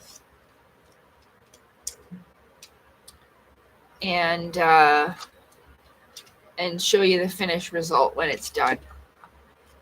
Because I don't know, the lighting's just like that. And no matter what I do, it doesn't matter. So, it's like that.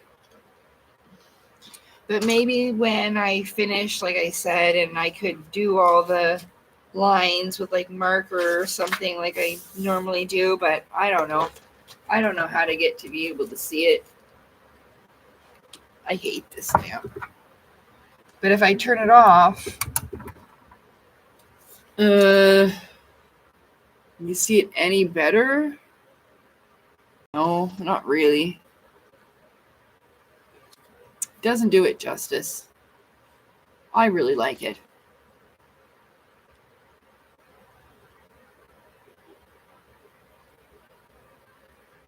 Like that.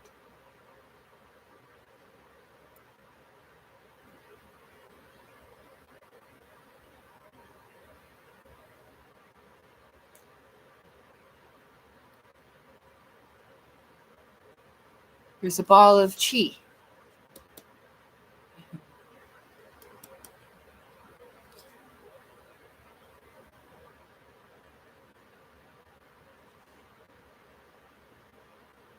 Fire salamander.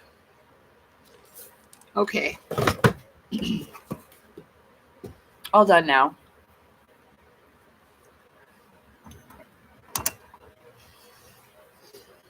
Okay, take care, everybody.